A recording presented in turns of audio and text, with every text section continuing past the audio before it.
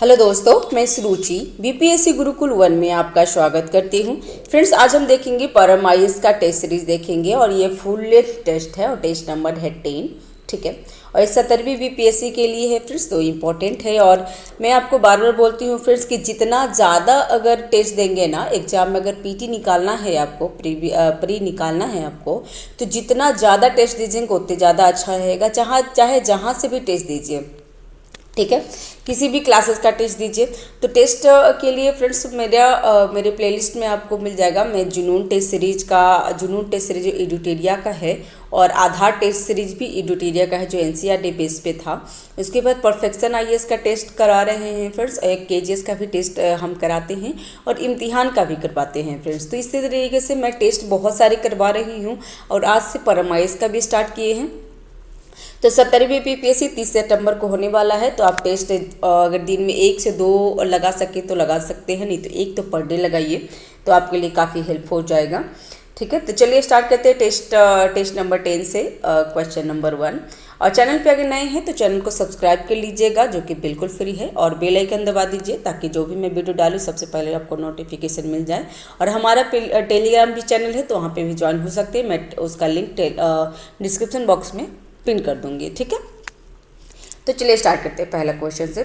कौन सा संगठन 2024 में 46वीं अंटार्कटिक संधि परामर्श बैठक ATCM 46 और पर्यावरण संरक्षण समिति 26वीं बैठक की मेजबानी करेगा? तो इसका आंसर है राष्ट्रीय ध्रुवीय एवं महासागर अनुसंधान केंद्र भारत। ठीक है, तो अगर भारत कर रहा है फ्रेंड्स तो ये इंपॉर्टेंट हो जाएगा, तो ध्यान रखिएगा।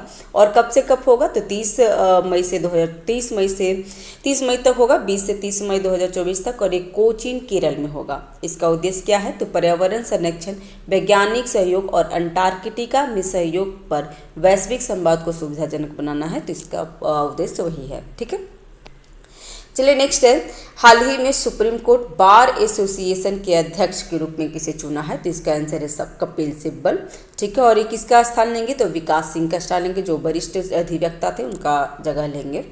नेक्स्ट है, अफ्रीका में स्वच्छ पाक कला पर उच्च स्तरीय शिखर सम्मेलन के बारे में निम्नलिखित में से कौन सा कथन सत्य है? इसमें सत्य कथन पूछ रहा है, तो इसका आंसर है 3 का आंसर है डी।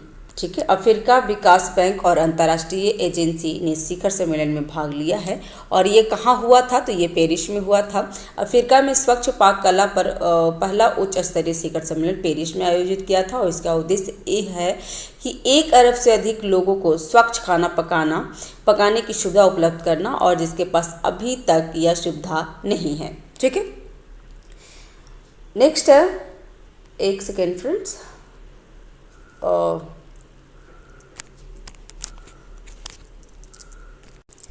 नेक्स्ट है, हाल ही में किस देश ने राजनयिक संचार को संभालने के लिए विक्टोरिया सी विक्टोरिया सी नामक एक AI प्रवक्ता को लॉन्च किया है, पेश किया है? तो ये यूक्रेन की है फ्रेंड्स, तो ये ध्यान रखिएगा। इसका आंसर हो जाएगा बी। ठीक है, तो यूक्रेनी विदेशी मंत्रालय ने हाल ही में विक्टोरिया सी नामक एक AI प्रवक्ता नियुक्त किया है, तो ध्यान रखिएगा इसका। नेक्स्ट है, सिस्टम क्या ही पता नहीं क्या हो गया सिस्टम का, ये सिस्टम बहुत ही तंग कर रहा है मुझे। फिर चैनल पे नए हैं तो चैनल को सब्सक्राइब कर लीजिएगा, जो कि बिल्कुल फ्री है। लाइक करिए, शेयर कीजिए फ्रेंड्स, ये सिस्टम मुझे बहुत परेशान कर रहा है।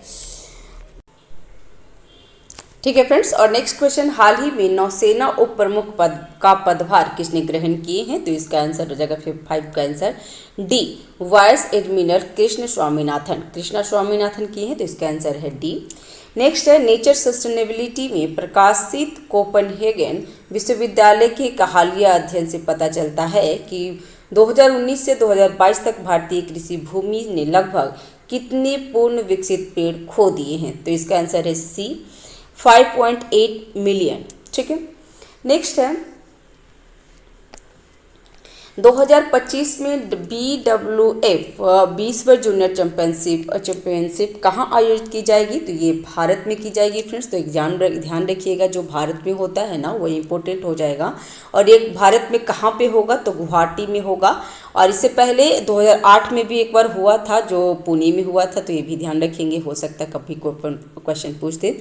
और थॉमस कप और उबेर कप फाइनल का कब होगा, तो 2026 में होगा और डेनमार्क में आयोजित किया जाएगा। तो ये भी थोड़ा सा छोटा सा ध्यान रखिए, क्योंकि थॉमस कप और उबेर कप अभी जो हुआ था ना, वो उसमें चीन फर्स्ट नंबर पे है दोनों में, तो इसलिए क्वेश्चन पूछता है थॉमस कप और उबेर कप के बारे में। तो इसका फाइनल कब होगा, तो 2026 में डेनमार्क में किया जाएगा। नेक्स्ट है 1380 फीट जो 420 मीटर की गहराई के साथ तामजा, क्या नाम है इसका, तो तामजा नामक एक अब तक के सबसे गहरे ब्लू होल की खोज की घोषणा की है। किसने किया है फ्रेंड्स, तो इसमें मैक्सिको किया है, तो ध्यान रखिएगा। और मैक्सिको ब्लू होल बड़े समुद्री गुफाएं होते हैं, और ये कहाँ पे खोज किया गया है, तो मैक्सिको में युगाटन प्रायद्वीप के पास में खोजा गया है। और ब्लू होल बड़े समुद्री गुफाएं या सिंक होल होते हैं जो आमतौर पर चूना पत्थर या कार्बोनिक रॉक बेड में पाए जाते हैं, जो चूना पत्थर के विघटन सतह की चट्टान के ढहने और समुद्र पर स्तर के बदलाव जैसे प्राकृतिक क्रियाओं के माध्यम से बनते हैं। तो ये थोड़ा सा ध्यान रखेंगे फ्रेंड्स, इंपॉर्टेंट हो जाएगा। नेक्स्ट है विश्व आर्थिक मंच के पर्यटन विकास सूचकांक 2024 में भारत का स्थान कौन सा है, तो इसका आंसर है 39वां। ठीक है फ्रेंड्स, चैनल पे नए हैं तो चैनल को सब्सक्राइब कर लीजिएगा। और फ्रेंड्स, हमारे बहुत सारे टेस्ट कंप्लीट हो रहे हैं, जिसमें ईडुटेरिया का जुनून टेस्ट सीरीज है, आधार टेस्ट सीरीज है, और परफेक्शन आईएएस का। ठीक है, और नेक्स्ट क्वेश्चन है, हमने 39 में देख लिया था कि विश्व आर्थिक मंच द्वारा पर्यटन विकास सूचकांक में 2024 में भारत के स्थान 39 में है, तो ये आंसर ध्यान रखेंगे। और जो 2021 में 54 था, जो वो आगे बढ़ करके 2024 में 39 पर पहुंच गए हैं। नेक्स्ट, हाल ही में उत्तराखंड सरकार द्वारा शुरू किए गए पिरूल लाओ पैसा पाओ मिशन का उद्देश्य क्या है, तो इसका आंसर है जंगल की आग को रोकने के लिए। तो ये ध्यान रखेंगे फ्रेंड्स, मिशन का बारे में कभी कभी पूछ लेता है। नेक्स्ट है इसका आंसर हो जाएगा सी। भारतीय शटलर सात्विक साईराज रंकी रेड्डी और चिराग शेट्टी ने किस बैडमिंटन टूर्नामेंट में जीत हासिल की है, तो इसका आंसर है B, Thailand open super 50 tournament में। तो ध्यान रखेंगे फ्रेंड्स, इंपॉर्टेंट है और एग्जाम में कभी कभी पूछ देता है। और इनका जोड़ी जो सात्विक साईराज की जोड़ी है ना, ये बहुत प्रचलित भी है, तो ध्यान रखेंगे। नेक्स्ट है केरल, इसका आंसर क्या था, तो इसका आंसर था बी। ठीक है, केरल में हाल ही में सामने आए वेस्ट नाइल फीवर के मामले के संबंध में निम्नलिखित में से कौन सा कथन सही है, तो इसका आंसर है सी। 12 का आंसर है सी। ये जो मच्छर है WNF क्यूलेक्स मच्छर द्वारा फैलता है, और ये वेस्ट नाइल वायरस के कारण फैलता है। तो ये वायरस है फ्रेंड्स, और हाल ही में केरल में इसके कई मामले सामने आए हैं, और 10 पुष्टि मामले में 2 संदिग्ध मौत भी हो गई है। एक जगह पे मैंने देखा था फ्रेंड्स कि वेस्ट नाइल फीवर चिड़िया इसकी वाहक होती है, तो ध्यान रखिएगा। ठीक है, नेक्स्ट है धोखाधड़ी वाले SMS गतिविधियों से निपटने के लिए दूरसंचार विभाग DOT ने केंद्रीय गृह मंत्रालय के सहयोग से कौन सा पहल शुरू किया है, तो इसका आंसर है संचार साथी पहल। इसका आंसर हो जाएगा बी, 13 का बी हो गया। और ये किसने किया है, तो गृह मंत्रालय ने स्टार्ट किया है फ्रेंड्स, तो ध्यान रखिएगा, यहाँ गृह मंत्रालय स्टार्ट किए हैं। नेक्स्ट है हाल ही में किन 3 देशों ने राजनीतिक स्तर पर फिलीपींस को मान्यता देने की घोषणा की है, तो इसका 14 का आंसर हो जाएगा बी। आयरलैंड, नॉर्वे और स्पेन ने किया है, तो इसका आंसर भी बी है फ्रेंड्स, ध्यान रखेंगे।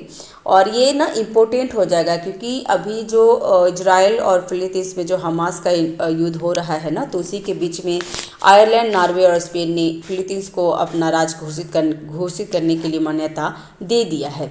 ठीक है, नेक्स्ट है PV सिंधु की हालिया उपलब्धियों के बारे में निम्नलिखित में से कौन सा सही है, तो इसका 15 का आंसर हो जाएगा बी। ठीक है, इसका आंसर है बी। पीवी सिंधु ने क्लिस्टी ग्लिमर कहाँ की है, तो स्कॉटलैंड की है, और उनको हरा करके महिला एकल में अपनी 450वीं जीत हासिल की है, तो इसका आंसर हो जाएगा बी। ठीक है, और मलेशिया, ये कहाँ हुआ था, तो मलेशिया मास्टर्स में जीत इतिहास रची है फ्रेंड्स, तो ध्यान रखेंगे। और ये छठी महिला हो गई है, उपलब्धि हासिल करने वाली भारत की छठी महिला है।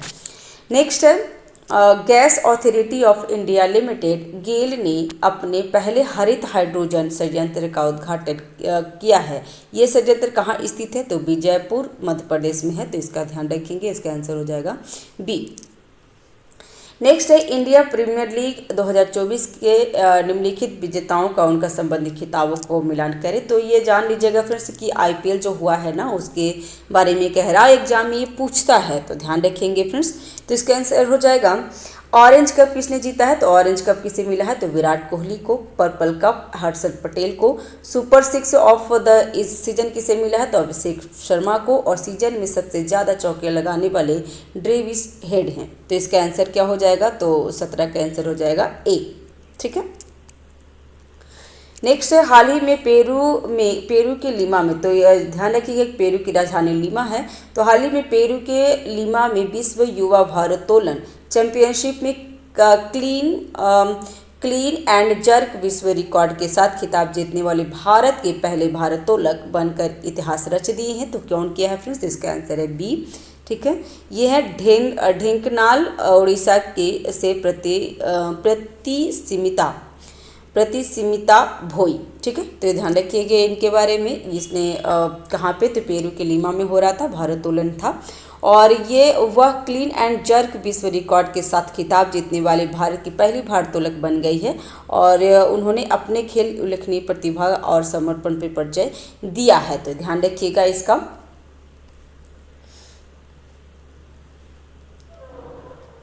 नेक्स्ट है livewell planet achieving net zero emission in the agri food system, इस शीर्ष वाली रिपोर्ट के साथ प्रकाशित हुआ है। किसने प्रकाशित किया है, तो इसका आंसर है विश्व बैंक। ठीक है, विश्व बैंक ने किया है फ्रेंड्स। तो इसमें क्या है कि किसने किया है, तो विश्व बैंक द्वारा किया गया है। ठीक है, नेक्स्ट है समान बिन रजाक जिनकी हाल ही में निधन हो गया है, निम्नलिखित में से कौन से साहित्य पुरस्कार उनको मिला है, तो इसका आंसर हो जाएगा उर्दू साहित्य के लिए साहित्य अकादमी पुरस्कार मिला है उनको। और सलमान बिन रजाक का बुक क्या था, कृति क्या था, तो शिकस्त बटनों के दरमियान, और ये 2004 में उनको उर्दू साहित्य के लिए साहित्य पुरस्कार मिला था, और उनकी अभी निधन हो गई है, तो ध्यान रखिएगा। नेक्स्ट है 21 नंबर क्वेश्चन की निम्नलिखित में से कौन सा इराक में हाल ही में लागू किए गए LGBTQ+ विरोधी कानून का सटीक वर्णन करता है, तो 21 का आंसर हो जाएगा सी। समलैंगिक संबंधों के लिए 10 से 15 वर्ष की सजा हो जाएगी, सजा का प्रावधान है, और वह लिंग परिवर्तन सर्जरी के लिए 1 से 3 वर्ष का जेल की सजा होगा, तो ध्यान रखिएगा फ्रेंड्स। नेक्स्ट है भारत का पहला संविधान पार्क का उद्घाटन कहाँ किया गया है, तो ये जयपुर राजस्थान में किया गया है, तो ध्यान रखिएगा कि भारत का पहला संविधान पार्क है, इसलिए इम्पोर्टेंट हो जाएगा, और ये जयपुर में किया गया है, जबकि दूसरा पुणे में प्रस्तावित किया गया है, तो ये भी ध्यान रखेंगे। नेक्स्ट है टाटा कंसल्टेंसी सर्विसेज TCS ने भारत का पहला क्वांटम डायमंड माइक्रोचिप इमेजर विकसित करने के लिए किस संस्था के साथ साझेदारी किया है, तो इसका आंसर हो जाएगा सी। भारतीय प्रौद्योगिकी संस्था बॉम्बे IIT बॉम्बे के साथ, तो ध्यान रखेंगे इसका। नेक्स्ट एक ही मौसम में दो बार माउंट एवरेस्ट और माउंट लहोत्से पर चढ़ने वाले पहले भारतीय कौन बने हैं, और 11 घंटे 15 मिनट में माउंट एवरेस्ट से माउंट लहोत्से तक की यात्रा करके रिकॉर्ड बनाए हैं, तो इनका नाम है सत्यदीप गुप्ता, तो ध्यान रखेंगे इनका। नेक्स्ट है विश्व पैरा एथलेट चैंपियनशिप में पुरुषों की T47 ऊंची कूद प्रतिस्पर्धा में किस भारतीय एथलीट ने रजत पदक जीता है, तो रजत पदक किसने जीता है फ्रेंड्स, तो इसका आंसर हो जाएगा निषाद कुमार, इसका आंसर है ए। ठीक है, निषाद कुमार। नेक्स्ट है बिहार राज्य जलीय पशु स्वास्थ्य प्रयोगशाला स्थापित करने की योजना बना रहा है, जिसमें जलीय जानवरों में बीमारियों की जांच और उपचार की सुविधा मिलेगी। यह प्रयोगशाला कहाँ स्थापित की जाएगी फ्रेंड्स? तो ये मुजफ्फरपुर में। ये ध्यान रखिएगा फ्रेंड्स, एग्जाम के लिए इंपॉर्टेंट है, क्योंकि बीपीएससी है और बीपीएससी में बिहार के बारे में पूछेगा। तो बिहार में मुजफ्फरपुर में जलीय पशु स्वास्थ्य प्रयोगशाला स्थापित करने की योजना बनाया जा रहा है। तो इसका आंसर हो जाएगा सी। नेक्स्ट है, बिहार में चुनाव मित्र कौन सा? तो बिहार में चुनाव मित्र एवं व्हाट्सएप चैटबॉट किसने लॉन्च कर दिया था? तो इसका आंसर है HR श्रीनिवास, सी आंसर है इसका। ठीक है, नेक्स्ट है 28 नंबर क्वेश्चन की निम्नलिखित में से कौन सा पारंपरिक शिल्प या उत्पाद भारत के बिहार में अपने मूल स्थानों से सही ढंग से मेल खाता है? तो इसका आंसर हो जाएगा डी, बालूशाही। कहाँ की है? तो बालूशाही सीतामढ़ी का है। ठीक है, और चिनिया केला नालंदा का नहीं है, फिर चिनिया केला हाजीपुर का है। बावन बुट्टी, तो बावन बुट्टी आपका नालंदा का है। ठीक है, बावन बुट्टी नालंदा का है, तो ये भी गलत था। और पत्थर कट्टी पत्थर शिल्प भोजपुर का नहीं था, तो ये कहाँ का था फ्रेंड्स? तो ये गया का था, इसलिए तीनों गलत है। बालूशाही सीतामढ़ी का है, तो ये हमें सही है। तो इसका आंसर हो जाएगा डी। नेक्स्ट है, पटना सिटी सेंट्रल स्कूल के निर्देशक सह सचिव आचार्य पवन कुमार दर्शन को शिक्षा और सामाजिक कल्याण में उत्कृष्ट योगदान के लिए कौन सा प्रतिष्ठित पुरस्कार उनको दिया गया है? तो इनका 29 का आंसर हो जाएगा सी, भारत गौरव रत्न पुरस्कार दिया गया है। तो ध्यान रखेंगे, ये पटना के हैं और पटना का नाम क्या है? पटना के कौन थे? तो आचार्य पवन कुमार हैं, उनको भारत गौरव रत्न दिया गया है। तो ये इंपॉर्टेंट हो जाएगा, ध्यान रखिएगा। नेक्स्ट है, फोर्ब्स 30 अंडर 30 एशिया सूची में शामिल सपना सिंह, नाम रखिएगा, ध्यान रखिएगा कि सपना सिंह बिहार की किस जिले से संबंधित है? तो 30 का आंसर हो जाएगा मुजफ्फरपुर से। बिहार के मुजफ्फरपुर की मूल निवासी सपना सिंह को मस्तिष्क और संज्ञानात्मक विज्ञान में उनकी शोध के लिए फोर्ब्स 30 के अंडर 30 एशिया सूची में मान्यता मिल गई है। तो इसका आंसर हो जाएगा सी। नेक्स्ट है, अभिकथन है और कारण है। तो यहाँ पे लिग्नाइट एक निम्न कोटि का कोयला है और इसमें 35 से 40% कार्बन होता है। तो ये सही है फ्रेंड्स।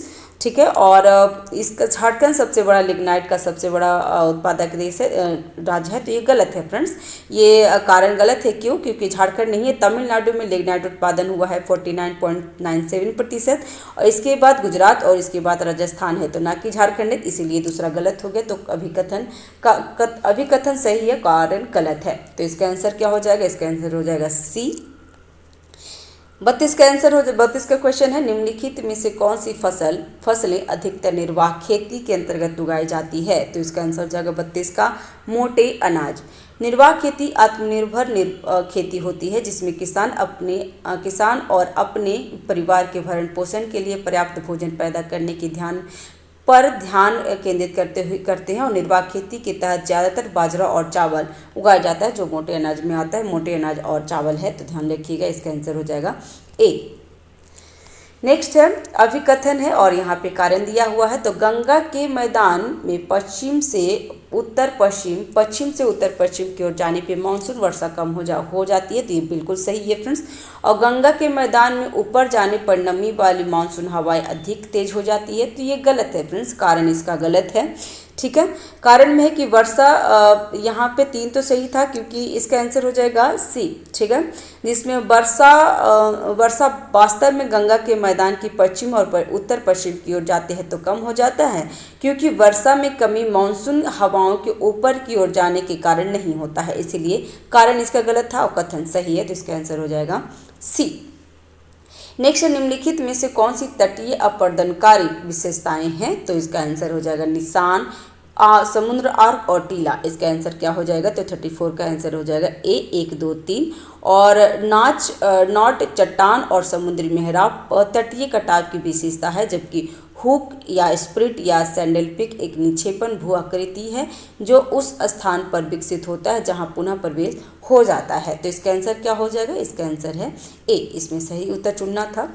नेक्स्ट है, निम्नलिखित में से कौन सी हवा को रक्त वर्षा हवा कहा जाता है? तो ये जान लीजिए, इसका आंसर है सिरोको। सिरोको इसका आंसर हो जाएगा ए। सिरोको एक गर्म, शुष्क और धूल भरी स्थानीय हवा है जो सहारा रेगिस्तान में उत्तरी अफ्रीका के ऊपर शुष्क हवा के रूप में उत्तर की ओर चलता है फ्रेंड्स, उत्तर दिशा में बहती है और भूमध्य सागर को पार करते समय नमी उठाती है। चूंकि वे सहारा के ऊपर लाल धूल ले जाती है, इसलिए उसके कारण होने वाली वर्षा को कभी कभी रक्त वर्षा के नाम से भी जाना जाता है। तो ध्यान रखिएगा, उसका नाम है सिरोको। नेक्स्ट, निम्नलिखित कथनों का अध्ययन करें और सही विकल्प को चुनें। तो इसमें सही विकल्प क्या है? तो कांगेर घाटी एक राष्ट्रीय उद्यान है, तो ये सही है। और कांगेर घाटी तीरगढ़ झरने से शुरू होकर पूर्व में ओडिशा की सीमा कोलाब नदी पे फैली हुई है, तो ये भी सही है। कांगेर घाटी एक बायोस्फीयर रिजर्व नहीं है फ्रेंड्स, ये क्योंकि राष्ट्रीय उद्यान है, तो इसलिए 1 और 3 सही है और दूसरा गलत है। तो इसका आंसर क्या हो जाएगा? तो इसमें 1 और 3 सही है और दूसरा गलत है, इसका आंसर है सी। ठीक है। नेक्स्ट है 37 नंबर क्वेश्चन। यहाँ पे लिखा हो गलत सुमेलित खोजना है, तो इसका आंसर हो जाएगा क्या? उकाई परियोजना कहाँ है? तो तापी नदी पे गुजरात में, तो ये बिल्कुल सही है। थीन बांध कहाँ परियोजना है? तो ये रावी नदी पे पंजाब में, तो ये भी सही है। और लोकतक परियोजना लेमेटक नदी जो पे है और मणिपुर में, तो लोकतक झील तो मणिपुर में है ही, तो तीनों सही है। इसका आंसर हो जाएगा डी, कोई भी इसमें गलत नहीं है। ठीक है, तो इसका आंसर हो जाएगा डी, कोई भी गलत नहीं था, इसमें से कोई भी गलत नहीं है। नेक्स्ट है, निम्नलिखित में से कौन सा सुमेलित है? इसमें सुमेलित पूछ रहा है, तो इसका 38 का क्या होगा? तो इसका देख लेते हैं। तो 49वीं समानांतर जो रेखा आती है जो अमेरिका और कनाडा के बीच में है, तो ये बिल्कुल सही है। और रेड क्लिफ रेखा भारत और पाकिस्तान के बीच में है, तो ये भी सही है। 38वीं जो समानांतर है उत्तर और दक्षिण जर्मनी के बीच में, तो ये बिल्कुल गलत है फ्रेंड्स। 38वीं समानांतर ना उत्तरी नॉर्थ कोरिया को साउथ कोरिया से अलग करता है, इसीलिए इसका आंसर गलत हो गया। तो 1, 2 सही है और इसमें सही कथन पूछ रहा था, तो 1, 2 सही है, जबकि तीसरा गलत है। 38वीं समानांतर रेखा उत्तर कोरिया और दक्षिण कोरिया को बांटता है। नेक्स्ट है, निम्नलिखित में से कौन सा देश चारों ओर से स्थलरुद्ध लैंडलॉक होता है? तो लैंडलॉक किसे कहते हैं फ्रेंड्स? तो लैंडलॉक उसे कहते हैं जो समुद्र से टच नहीं करता है, उसको लैंडलॉक कहते हैं फ्रेंड्स। तो इसमें चाड, वेटिकन सिटी, नेपाल और किर्गिस्तान, ये चारों लैंडलॉक देश है, तो इसका आंसर हो जाएगा डी। ठीक है, अभी हम देख लेंगे लैंडलॉक कहाँ कहाँ पे है। और एक और बात है फ्रेंड्स, जो बिहार माफ़ कीजिएगा, जो घटना चक्र ज्योग्राफी का है ना, उसमें मैंने लैंडलॉक देश करवा चुके हैं, तो आप जा करके देख लीजिएगा। आपको प्लेलिस्ट में लिंक अपने प्रोवाइड कर दूंगी, प्लेलिस्ट में वो ऑलरेडी अपलोडेड है, जिसमें घटना चक्र, भारत का भूगोल और विश्व का भूगोल हो चुका है। तो देख लेते हैं अफ्रीका में लैंडलॉक देश कौन कौन से है? तो जाम्बिया, माली, नाइजर, इथोपिया, दक्षिण सूडान, मध्य अफ्रीका, गणराज्य, चाड, बुर्किना फासो और Uganda, Rwanda, Zimbabwe, Botswana, Burundi, Malawi, Eswatini और लेसोथो है। ठीक है, और यूरोप में कौन कौन लैंडलॉक कंट्री है फ्रेंड्स? तो ऑस्ट्रेलिया, सर्बिया, हंगरी के बारे में ज़्यादा आपको मिल जाएगा, तो ध्यान रखिएगा। हंगरी, स्लोवाकिया, स्विट्जरलैंड, बेलारूस, उत्तर मैसेडोनिया, चेक गणराज्य और लक्जमबर्ग, मोल्दोवा, लिंकी टेस्ट और अंडोरा, सैन मेरिट और वेटिकन सिटी है। और एशिया में Afghanistan, Azerbaijan, Kazakhstan, Uzbekistan, Laos, Armenia, Kyrgyzstan, Tajikistan, Turkmenistan, Mongolia और भूटान, नेपाल है। और दक्षिण अमेरिका में बोलिविया और पराग्वे है। तो दक्षिण अमेरिका में 2 ही लैंडलॉक कंट्री है फ्रेंड्स, वो ध्यान रखिएगा, बोलिविया और पराग्वे। तो इसका आंसर हो जाएगा डी, लैंडलॉक कंट्री से क्वेश्चन पूछता है फ्रेंड्स, तो ध्यान रखेंगे। नेक्स्ट, निम्नलिखित युगों में से कौन युग बेमेल है, उसे ज्ञात कीजिए। तो इसमें बेमेल है, तो मसाई जनजाति कहाँ पाए जाते हैं? तो मध्य पूर्व अफ्रीका में, तो ये तो सही है। बेडोइन अरब प्रायद्वीप में, तो ये भी सही है। और किर्गिन मध्य एशिया में है, तो ये भी सही है। सकाई मलेशिया में नहीं पाए जाते हैं फ्रेंड्स, इसका आंसर हो जाएगा बी। सकाई इंडोनेशिया के सुमात्रा द्वीप में है, न कि मलेशिया में रहने वाली एक जनजाति है, तो ध्यान रखिएगा, इसलिए वो गलत हो गया। इसका आंसर हो जाएगा बी, इसमें बेमेल ही ढूंढ रहा था। नेक्स्ट है, ब्लैक फॉरेस्ट पर्वत कहाँ स्थित है? तो ब्लैक फॉरेस्ट पर्वत जर्मनी में स्थित है। ठीक है, तो इसका आंसर हो जाएगा बी, ब्लैक फॉरेस्ट पर्वत जर्मनी में स्थित है। और नेक्स्ट हो जाएगा 42 नंबर क्वेश्चन कि रेगिस्तान और उनके स्थानों को सम्मिलित कहें और सही विकल्प का चयन करना है। तो रेगिस्तान है, यहाँ पे स्थान है तो गोबी मरुस्थल। फ्रेंड्स इसमें जो क्वेश्चन रहता है ना, इसमें अगर आप 4 गो और 4 ऑप्शन दिया रहता है और अगर एक भी आपको 1 या 2 आपको आता होगा ना, तो ये क्वेश्चन आप आराम से सही कर सकते हैं। तो ठीक है, तो इसमें ध्यान रखिएगा और जो सही आपको जो आता है ना वो सबसे पहले मिलान करेंगे। इससे आपको एग्जाम जो क्वेश्चन है ना आपको ईजी हो जाएगा। तो गोबी मरुस्थल कहाँ है? तो चीन और मंगोलिया में है, तो ये हमें पता है। और कालाहारी महोत्सव नाम्बिया और बोत्सवाना में, अटाकामा चिली में है और न्यूबिन सूडान और मिस्र में है। तो इसका आंसर क्या हो जाएगा? 42 का आंसर हो जाएगा डी। ठीक है, नेक्स्ट है निम्नलिखित में से कौन सी भारत सरकार अधिनियम 1919 की प्रमुख विशेषताएं हैं? तो इसमें क्या क्या है वो देख लेते हैं। फिर 43 का, तो 43 का देख लेते हैं क्या क्या सही है। तो प्रांतों की कार्यकारी सरकार में द्वैध शासन की शुरुआत हो गई थी, तो बिल्कुल सही है फ्रेंड्स। वो जो 1919 के जो चेम्सफोर्ड सुधार भी इसको बोलते हैं, तो उसमें 1919 में प्रांतों की कार्यकारी सरकार में द्वैध शासन जरूर लागू किया गया था, तो ये तो बिल्कुल सही है। मुसलमानों के लिए अलग सांप्रदायिक निर्वाचन क्षेत्र शुरू किया था, तो ये गलत है फ्रेंड्स। ये 1909 में ही स्टार्ट हो गया था। और केंद्र द्वारा प्रांतों को विधायी प्राधिकार का हस्तांतरण और नीचे हस्तांतरण किया गया था, तो ये सही है। तो 1 और 3 सही है जबकि दूसरा गलत है, तो इसका आंसर हो जाएगा सी। जबकि यहाँ पे जो दूसरा दिया है ना, तो ये तो स्टार्ट तो किया था 1909 से ही, लेकिन 1919 में क्या क्या किसको जोड़ दिया था, तो 1919 में इस प्रावधान में जारी रखा और इसमें सिख, यूरोपीय लोग और भारतीय ईसाई एंग्लो इंडियन के लिए भी अलग निर्वाचन क्षेत्र दे दिया था, तो ध्यान रखेंगे इसके बारे में। नेक्स्ट है 27 अगस्त 2009 को भारत सरकार के केंद्रीय मंत्रिमंडल ने पंचायती राज संस्थानों में महिलाओं के लिए कितने प्रतिशत आरक्षण की मंजूरी दी है? तो इसका आंसर हो जाएगा 50%, तो इसका आंसर है बी। फ्रेंड्स जो बिहार है ना, तो बिहार में एकमात्र मतलब बिहार पहला राज्य है जिसमें 50% आरक्षण 2006 में ही दे दिया गया था, तो ध्यान रखिएगा। और जबकि यहाँ पे केंद्र बोल रहा है, भारत सरकार बोल रहा था, तो वो 2009 से दिया है। ठीक है, और इस संशोधन में संविधान इसमें क्या है, तो संविधान के मुख्य विशेषताएं 73वें और 74वें संविधान संशोधन से है। और पंचायती राज को जो दर्जा दिया गया है ना, वो 73वें संविधान संशोधन से है।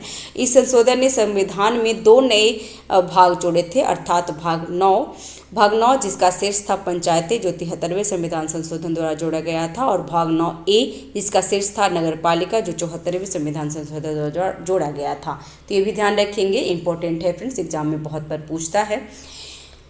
45 का देख लेते हैं। 45 में क्या है, तो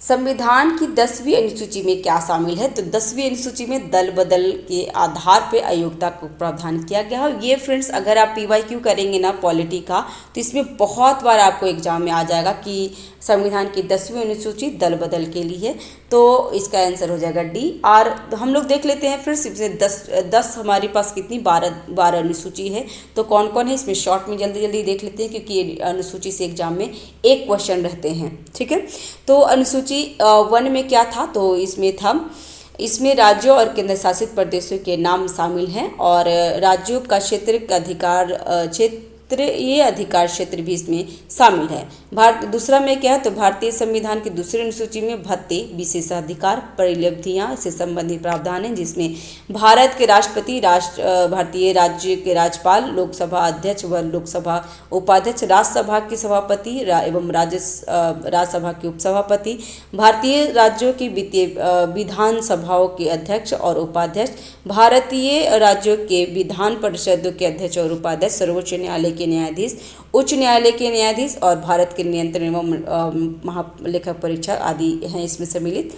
नेक्स्ट है तीसरी अनुसूची में शपथ का है, तो तीसरी मतलब शपथ, तीसरे ऐसे करके याद करिए क्योंकि एग्जाम में पूछता है। तो शपथ में किसको, तो भारत के केंद्रीय मंत्री, संसद चुनाव उम्मीदवार, संसद का सदस्य, जो एमपी होते हैं, सर्वोच्च न्यायालय के न्यायाधीश, नियंत्रण एवं महालेखा परीक्षक, राज्य मंत्री, राज्य विधानमंडल चुनाव के उम्मीदवार, राज्य विधानमंडल के सदस्य और उच्च न्यायालय के न्यायाधीश आदि का शपथ का प्रावधान किया गया है। तो अनुसूची 3 में है।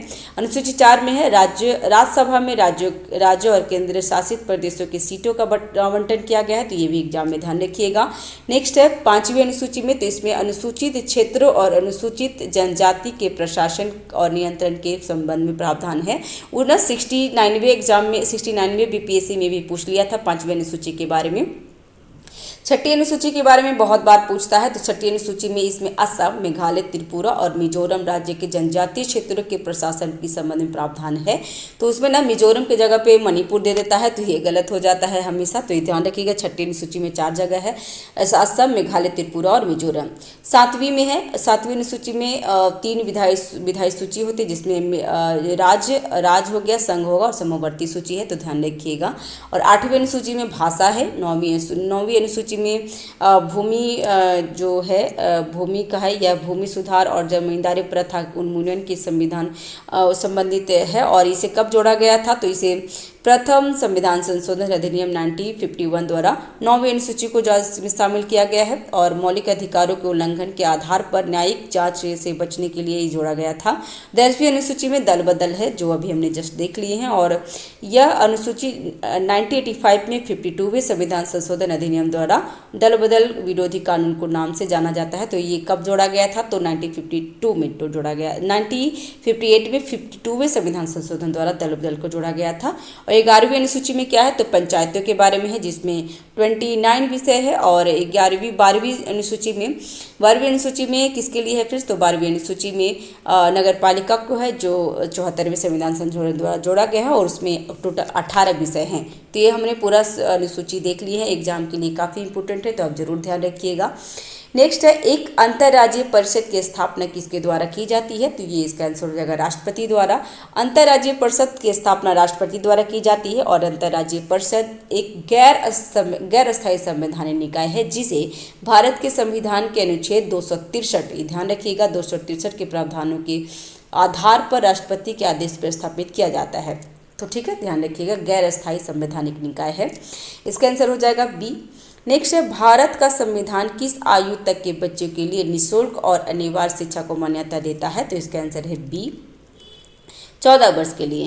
तो ये कब जोड़ा गया था? तो संविधान के 86वें संविधान संशोधन 2002 द्वारा इसे जोड़ा गया है। और इसमें 6 से ऐसे क्या है, तो इसे संविधान के जो मौलिक अधिकार है ना, जिसमें अनुच्छेद 21A में जोड़ा गया है। और 6 से 14 वर्ष के बच्चे के लिए ये क्या है, तो शिक्षा अनिवार्य कर दिया गया है। तो ध्यान रखिएगा, इसका आंसर हो जाएगा बी। नेक्स्ट है 48 नंबर क्वेश्चन की संघीय सरकार में राज्यों को लाभ मिलता है, तो किससे मिलता है? तो राज्यों का संविधान द्वारा दी गई शक्ति के द्वारा मिलता है। तो इसका आंसर हो जाएगा सी, 48 का। ये शक्तियाँ संविधान में उल्लेखित और निर्दिष्ट होती है, जो देश के सर्वोच्च कानून के रूप में कार्य करता है। तो इसका आंसर हो जाएगा सी, ध्यान रखेंगे। नेक्स्ट है, निम्नलिखित कथनों पर विचार कीजिए और नीचे दिए गए कोड के सही उत्तर को चुनना है। तो सही उत्तर क्या होगा? 49 का। तो इसका आंसर हो जाएगा सी, जिसमें 2, 3, 4 सही है। इसमें संघ की कार्यकारी का शक्ति प्रधानमंत्री में निहित होती है, तो पहला इसलिए गलत था, बाकी ये तीनों सही है। संविधान के अनुच्छेद 53A के अनुसार संघ की कार्यकारी शक्ति राष्ट्रपति में निहित होती है, न कि प्रधानमंत्री में। और वह इसका प्रयोग अपने और सीधा या अपने अधीनस्थ अधिकारियों के माध्यम से करेगा। और दूसरा है, प्रधानमंत्री की नियुक्ति राष्ट्रपति द्वारा की जाती है, तो बिल्कुल सही है। प्रधानमंत्री मंत्रिपरिषद का प्रमुख होता है, तो ये भी सही था।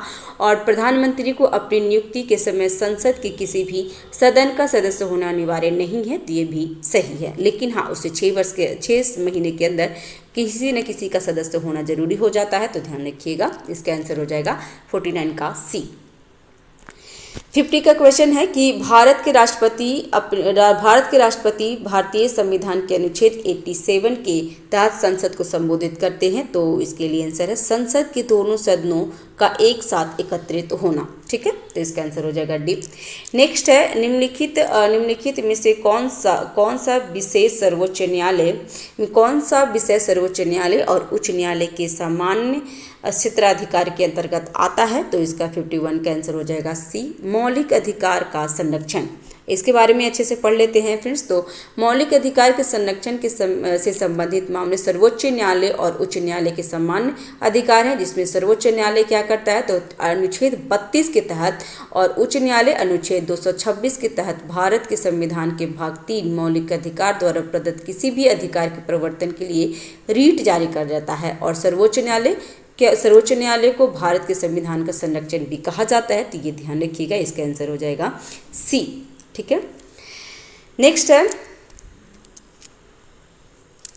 निम्नलिखित में से कौन सा चुनाव आयोग से संबंधित नहीं है। तो चुनाव आयोग से संबंधित कौन सा नहीं है फिर इसका आंसर हो जाएगा ए, चुनाव की अधिसूची जारी करना चुनाव आयोग के अंडर में नहीं आता है। बाकी ठीक है, तो ध्यान देंगे, चुनाव की अधिसूचना जारी करना हमारे चुनाव आयोग से संबंधित नहीं है। इसका आंसर हो जाएगा ए, जबकि उन्हें चुनाव चिन्ह वितरित करना, चुनावों की वैधता तय करना और चुनावी शांतिपूर्ण ढंग से संपन्न हो, वो उनके अंदर में आता है।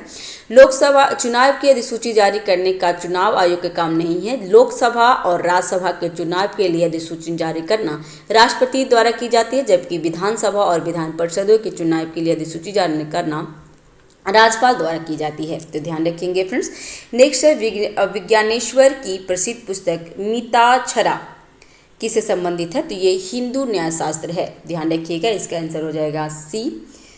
नेक्स्ट है हीनयान के संदर्भ में निम्नलिखित कथनों पर विचार करें। और इसमें पूछ रहा है कि क्या है विचार करना है। और क्वेश्चन देख लेते हैं इसमें क्या पूछ रहा था कि असत्य पूछ रहा है या सत्य पूछ रहा है। तो इसमें कथन गलत पूछ रहा है। तो देख लेते हैं फ्रेंड्स इसमें क्या क्या गलत है और क्या सही है। तो वे बुद्ध को एक महान आत्मा के रूप में देखते थे और भगवान के रूप में नहीं मानते थे। तो बिल्कुल सही है, हीनयान के बारे में बोल रहा है फ्रेंड्स, तो ये पहला सही है।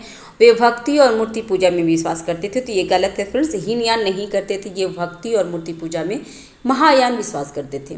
और उनके धर्म ग्रंथ प्राकृत भाषा में था, तो ये भी गलत है। उनका धर्म ग्रंथ जो ग्रंथ था वो पाली भाषा में था, ठीक है, पाली भाषा में, तो ये भी गलत था। और वे स्वभाव से रूढ़िवादी थे, तो ये सही है। तो इसका आंसर हो जाएगा 2 और 3 गलत है, क्योंकि इसमें असत्य ही कथन पूछ रहा था। तो इसमें 2 और 3 गलत है, इसका आंसर हो जाएगा बी। ठीक है, 54 का बी आंसर हो जाएगा। नेक्स्ट है अशोक के दूसरे और 13वें शिलालेख में दक्षिण भारत के 4 पड़ोसी राज्यों के नाम है, जिसमें कौन सा इसमें शामिल है। तो इसका आंसर हो जाएगा चोल, चेर, पांड्य और सत्यपुत्र, ये चारों थे फ्रेंड्स, इसका आंसर हो जाएगा डी। ठीक है, तो अशोक के दूसरे और 13वें शिलालेख दक्षिण भारत के 4 पड़ोसी राज्य उल्लेखित हैं, जिसमें चोर, चेल, पांड्य और सत्यपुत्र भी हैं। और खारवेल के हाथी गुफा अभिलेख तमिल राज्य का उल्लेख है, तो ये भी ध्यान रखिएगा। तो इसका आंसर हो जाएगा डी। नेक्स्ट है रुद्रमा देवी किस वंश से संबंधित है। तो रुद्रमा देवी कात्कीय वंश से है, कात्कीय वंश, इसका आंसर हो जाएगा सी। कात्कीय वंश की सबसे शक्तिशाली राजा गणपति था। रुद्रा देवी गणपति की पुत्री थी, जिन्होंने रुद्रदेव महाराज के नाम से 35 वर्ष तक शासन किए थे। तो ध्यान रखिएगा फ्रेंड्स, इंपॉर्टेंट है, ये एग्जाम में पूछा भी है। नेक्स्ट है प्रथम बौद्ध संगति में महात्मा बुद्ध के प्रमुख शिष्य आनंद की भूमिका थी। तो ये किसका था उनका आनंद की। तो इसका आंसर हो जाएगा 57 का सी, सूत पिटक का पाठ करना। ठीक है, तो प्रथम बौद्ध संगति में बुद्ध की शिक्षाओं को संकलित कर 2 पिटक में विभाजित किया गया था, जिसका नाम है सूत पिटक जो आनंद द्वारा किया गया था, और विनय पिटक जो उपाली द्वारा किया गया था। दोनों महाबुद्ध के शिष्य थे। आनंद और उपाली को क्रमशः धर्म जो सूक्त बोलते हैं और विनय का प्रमाण माना जाता है। तो ये ध्यान रखिएगा फ्रेंड्स। और प्रथम बौद्ध संगति कहाँ हुई थी। तो प्रथम बौद्ध संगति ग्रीवरेज में हुआ था। और किसके द्वारा हुआ था। तो आजाद शत्रु करवाए थे। और कब। तो 483 में, जिस साल में उनकी मृत्यु हुई थी महात्मा बुद्ध की। ठीक है फ्रेंड्स, चैनल पे नए हैं तो चैनल को सब्सक्राइब कर लीजिएगा, जो कि बिल्कुल फ्री है। ठीक है, नेक्स्ट है हिंदुस्तान शब्द का उल्लेख सर्वप्रथम किस राजवंश के शिलालेख में मिलता है। तो इसका आंसर है 58 का आंसर हो जाएगा बी, सासानियन वंश में। ठीक है, बी। तो भारत का नाम सबसे पहले ऋग्वेद में मिला है फ्रेंड्स, तो ये ध्यान रखिएगा। और खारवेल के हाथी गुफा अभिलेख में हिंदुस्तान क्या मिला है। तो जनमानस की दृष्टि से भारत का नाम सर्वप्रथम उल्लेख ऋग्वेद में मिला है। और भू क्षेत्र के रूप में भारतवर्ष का शब्द का सर्वप्रथम उल्लेख ईसा पूर्व प्रथम शताब्दी में खारवेल के गुफा लेख अभिलेख में मिला है, जबकि हिंदुस्तान नाम का सबसे प्राचीन प्रयोग कहाँ तो ससानी ईरान शासक सारीपुत्र प्रथम की नक्शा ए रुस्तम अभिलेख में मिला है, जो 265 ईस्वी में उत्कीर्ण किया गया था। यह अभिलेख ईरानी पहलवी और ईरानी भाषा में है, तो ये ध्यान रखिएगा, ये भी सब क्वेश्चन पूछ देता है। ठीक है फ्रेंड्स, नेक्स्ट है किस गुजरात शासक ने 1178 कितना 1178 में मोहम्मद गौरी को हराया था, तो इसका आंसर हो गया भीम द्वितीय। ठीक है, भीम द्वितीय। तो ध्यान रखेंगे फ्रेंड्स। फ्रेंड्स, इडुटेरिया का करेंट कॉन्सेप्ट भी हमारा जो प्री और मेंस के लिए इम्पोर्टेंट होता है, उसके लिए हमने प्लेलिस्ट में प्रोवाइड कर दी है, जिसमें जनवरी से जून तक हो चुका है फ्रेंड्स, तो आप जाकर प्लेलिस्ट में देख लीजिएगा। और ठीक है, नेक्स्ट है मुगल काल के किसानों के संदर्भ में निम्नलिखित कथनों पर विचार करें। 60 का, तो 60 में क्या है, तो खुदाकश्त वे किसान जो अपने गांव में ही रहकर खेती करते थे, उन्हें मालिक ए जमीन कहा जाता था, तो ये सही है। और पाही कष्ट किसे बोलते थे, तो वे किसान जो दूसरे गांव में जाकर खेती करते थे। और तीसरा है मुजारिया, तो वे किसान जो अपनी ज़मीन पर खेती करने के अलावा खुदाकश्त किसानों से ज़मीन किराए पर लेकर उन पे खेती करते थे, तो इसका आंसर हो जाएगा डी। इसमें तीनों सही है फ्रेंड्स, कोई भी इसमें गलत नहीं है, तो इसका आंसर हो जाएगा डी। ठीक है, और इसमें गलत ही क्वेश्चन पूछ रहा था, और इसमें कोई ये नहीं पूछा था कि गलत है या सही पूछ रहा था, लेकिन इसमें ऑप्शन 1, 2 और 3 था, तो इसमें डी हो जाएगा। इसमें सभी जो ऑप्शन दिए हैं सही है, तो इसका आंसर हो जाएगा डी। नेक्स्ट है निम्नलिखित कथनों पर विचार करें और इसमें सही कथन को चुनना है। 61 का सही कथन क्या होगा, तो इसका आंसर हो जाएगा जेम्स प्रिंसेप ने पहली बार 1837 में ब्राह्मणी लिपि में लिखे अशोक शिलालेख को पढ़ा है, तो ये बिल्कुल सही है। और ब्राह्मणी लिपि को पढ़ने के लिए जेम्स प्रिंसेप ने हिंदी यवन शासकों द्वारा जारी सिक्कों की मदद ली थी, तो ये भी सही है, तो इसका आंसर हो जाएगा सी। और ये बार बार पूछता है फ्रेंड्स कि जो लिपि है अशोक का किसने सबसे पहले पढ़ा, तो जेम्स प्रिंसेप ने, तो ये ध्यान रखिएगा, वो पहला व्यक्ति थे। नेक्स्ट है, इसका सी आंसर होगा। नेक्स्ट है, और निम्नलिखित कथनों पर विचार करें, जिसमें पूछना है कि सही कथन को चुनना है, तो 62 का सही कथन कौन सा होगा, तो चचनामा मूलतः अरबी भाषा में लिखा गया है, तो ये बिल्कुल सही है। चचनामा सिंध पर अरबों की विजय के बारे में जानकारी का मुख्य स्रोत है, तो ये भी सही है। चचनामा के लेखक बहाकी हैं, तो ये गलत है फ्रेंड्स। चचनामा के लेखक काजी इस्माइल द्वारा लिखा गया है चचनामा, तो वो गलत था। और बुद्ध मोहम्मद बिन कासिम के अभियान और इसके प्रशासन के बारे में जानकारी चचनामा से उपलब्ध होता है, तो ये सही है। तो इसका आंसर क्या हो जाएगा, तो इसका आंसर हो जाएगा सी, जिसमें 1, 2 और 4 सही है और तीसरा गलत है। ठीक है, नेक्स्ट है होम रूल आंदोलन के संदर्भ में निम्नलिखित में से कौन सा कथन सही है, इसमें सही कथन चुनना है, तो इसका आंसर क्या हो जाएगा 63 का, तो यह एनी बेसेंट के दिमाग की उपज थी, तो ये बिल्कुल सही है। और यह विचार आयरलैंड की राजनीतिक घटनाओं से प्रभावित है, तो ये भी सही है। और इसे मुस्लिम लीग ने समर्थन नहीं दिया, तो ये गलत है फ्रेंड्स, ये इसमें मुस्लिम लीग ने समर्थन दिया था। वो कब दिए थे, तो लखनऊ समझौता के बाद मुस्लिम लीग ने होम रूल आंदोलन को समर्थन दिया था, तो ये तीसरा गलत है। दूसरा 1 और 2 सही है, तो इसका आंसर हो जाएगा 63 का ए। ठीक है, इसका आंसर हो जाएगा ए, ध्यान रखेंगे, एग्जाम में बहुत बार पूछता है फ्रेंड्स। नेक्स्ट है निम्नलिखित कथनों पर विचार करें और इसमें सत्य कथन को चुनना है, तो सत्य कथन में क्या होगा, तो रॉबर्ट क्लाइव को भारत में ब्रिटिश शासन का संस्थापक माना जाता है, तो ये बिल्कुल सही है। और रॉबर्ट क्लाइव कंपनी की सेवा में क्लर्क के रूप में शामिल हुए थे और जल्द ही सैन्य कमांडर बन गए थे, तो ये भी सही है। और रॉबर्ट क्लाइव ने आत्महत्या कर ली थी, तो ये भी सही है। तो इसका आंसर क्या होगा, 1, 2, 3 तीनों सही होना चाहिए, इसका ऑप्शन होगा डी। ठीक है, तीनों सही है। और इसमें क्या था, तो इसके बारे में रॉबर्ट क्लाइव के बारे में थोड़ी सी शॉर्ट नोट्स हम जान लेंगे, क्योंकि हिस्ट्री में ये बहुत बार क्वेश्चन पूछता है। तो रॉबर्ट क्लाइव भारत में कंपनी की सेवा में क्लर्क के रूप में शामिल हुआ था, लेकिन जल्द ही वह सैन्य कमांडर के पद पर पहुंच गए थे। रॉबर्ट क्लाइव ने मीर जाफर की सहायता के साथ षड्यंत्र करके 1757 जो प्लासी का युद्ध फेमस है, जो 23 जून को हुआ था, फिर ध्यान रखिएगा वो डेट भी, सिराजुद्दौला को आसानी से से हरा दिया था और मीर जाफर को कठपुतली नवाब बना दिया था। रॉबर्ट क्लाइव ने अपनी दूसरी कार्यकाल जो 1765 में हुआ था, जो बक्सर युद्ध के बाद उनको बुलाया गया था वापस, तो मुगल बादशाह से संधि कर बिहार उड़ीसा पर दोहरा शासन, जो द्वैत शासन बोलते हैं, उसका लागू कर दिया था। भारत में कई सफलताओं के कारण एक महान योद्धा था। इसके बावजूद इंग्लैंड लौटने पर उनमें क्लाइव ने आत्महत्या कर ली, क्योंकि उन पे बहुत सारे आरोप लगाए गए थे, इसलिए आत्महत्या कर ली थी, तो ध्यान रखिएगा। नेक्स्ट है, बंगाल का वह गवर्नर कौन था जिसके आदेश पर फ्रांसीसी ने 1663 में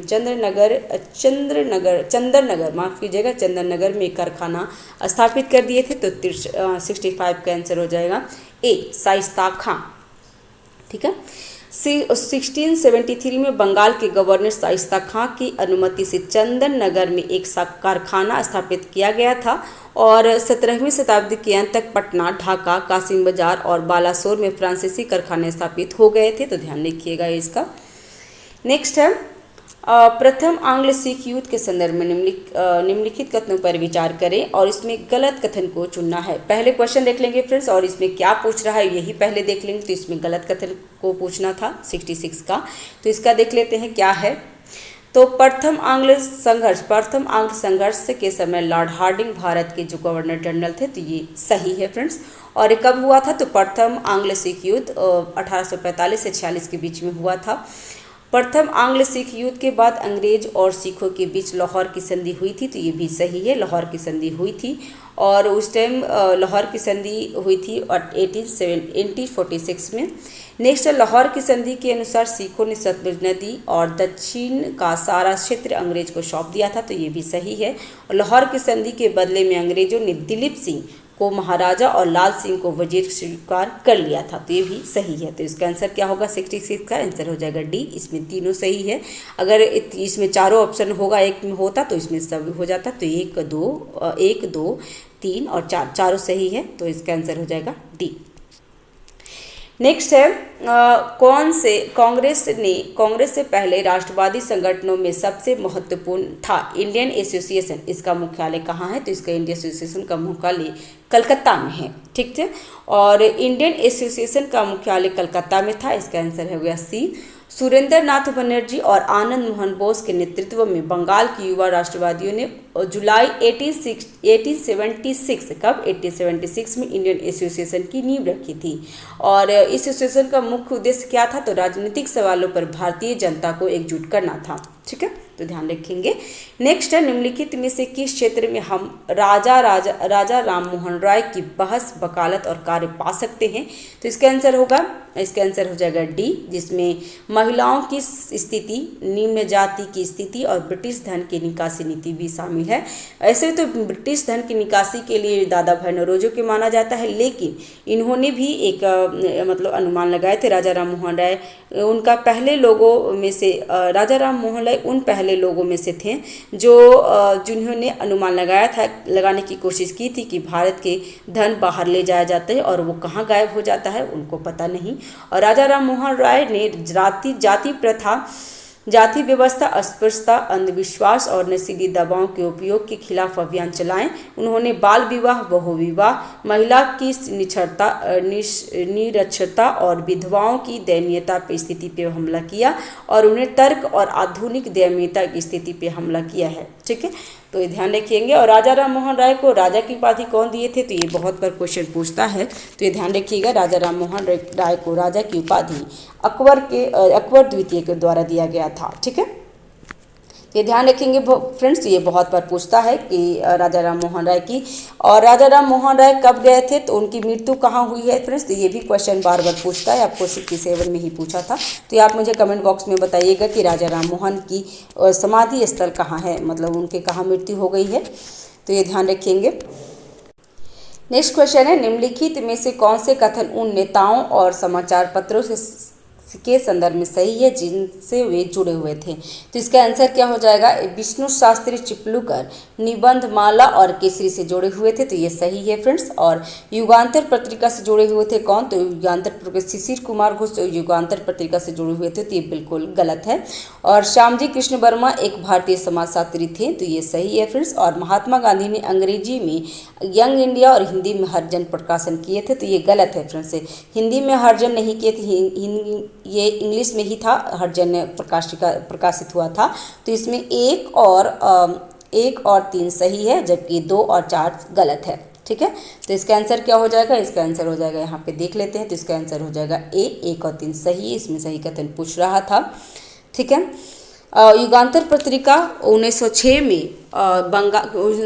में कलकत्ता में बरेंद्र कुमार घोष और अविनाश भट्टाचार्य और भूपेंद्र नाथ दत्त के द्वारा किया गया था, न कि शिशिर घोष के लिए, तो ये ध्यान रखिएगा। श्यामजी कृष्ण वर्मा एक पत्रकार भी थे जिन्होंने 1905 में लंदन में इंडियन होम रूल की सोसाइटी की स्थापना किए थे और Indian home rule society India house और द इंडियन सोशोलॉजिस्ट के लिए स्थापना किए थे।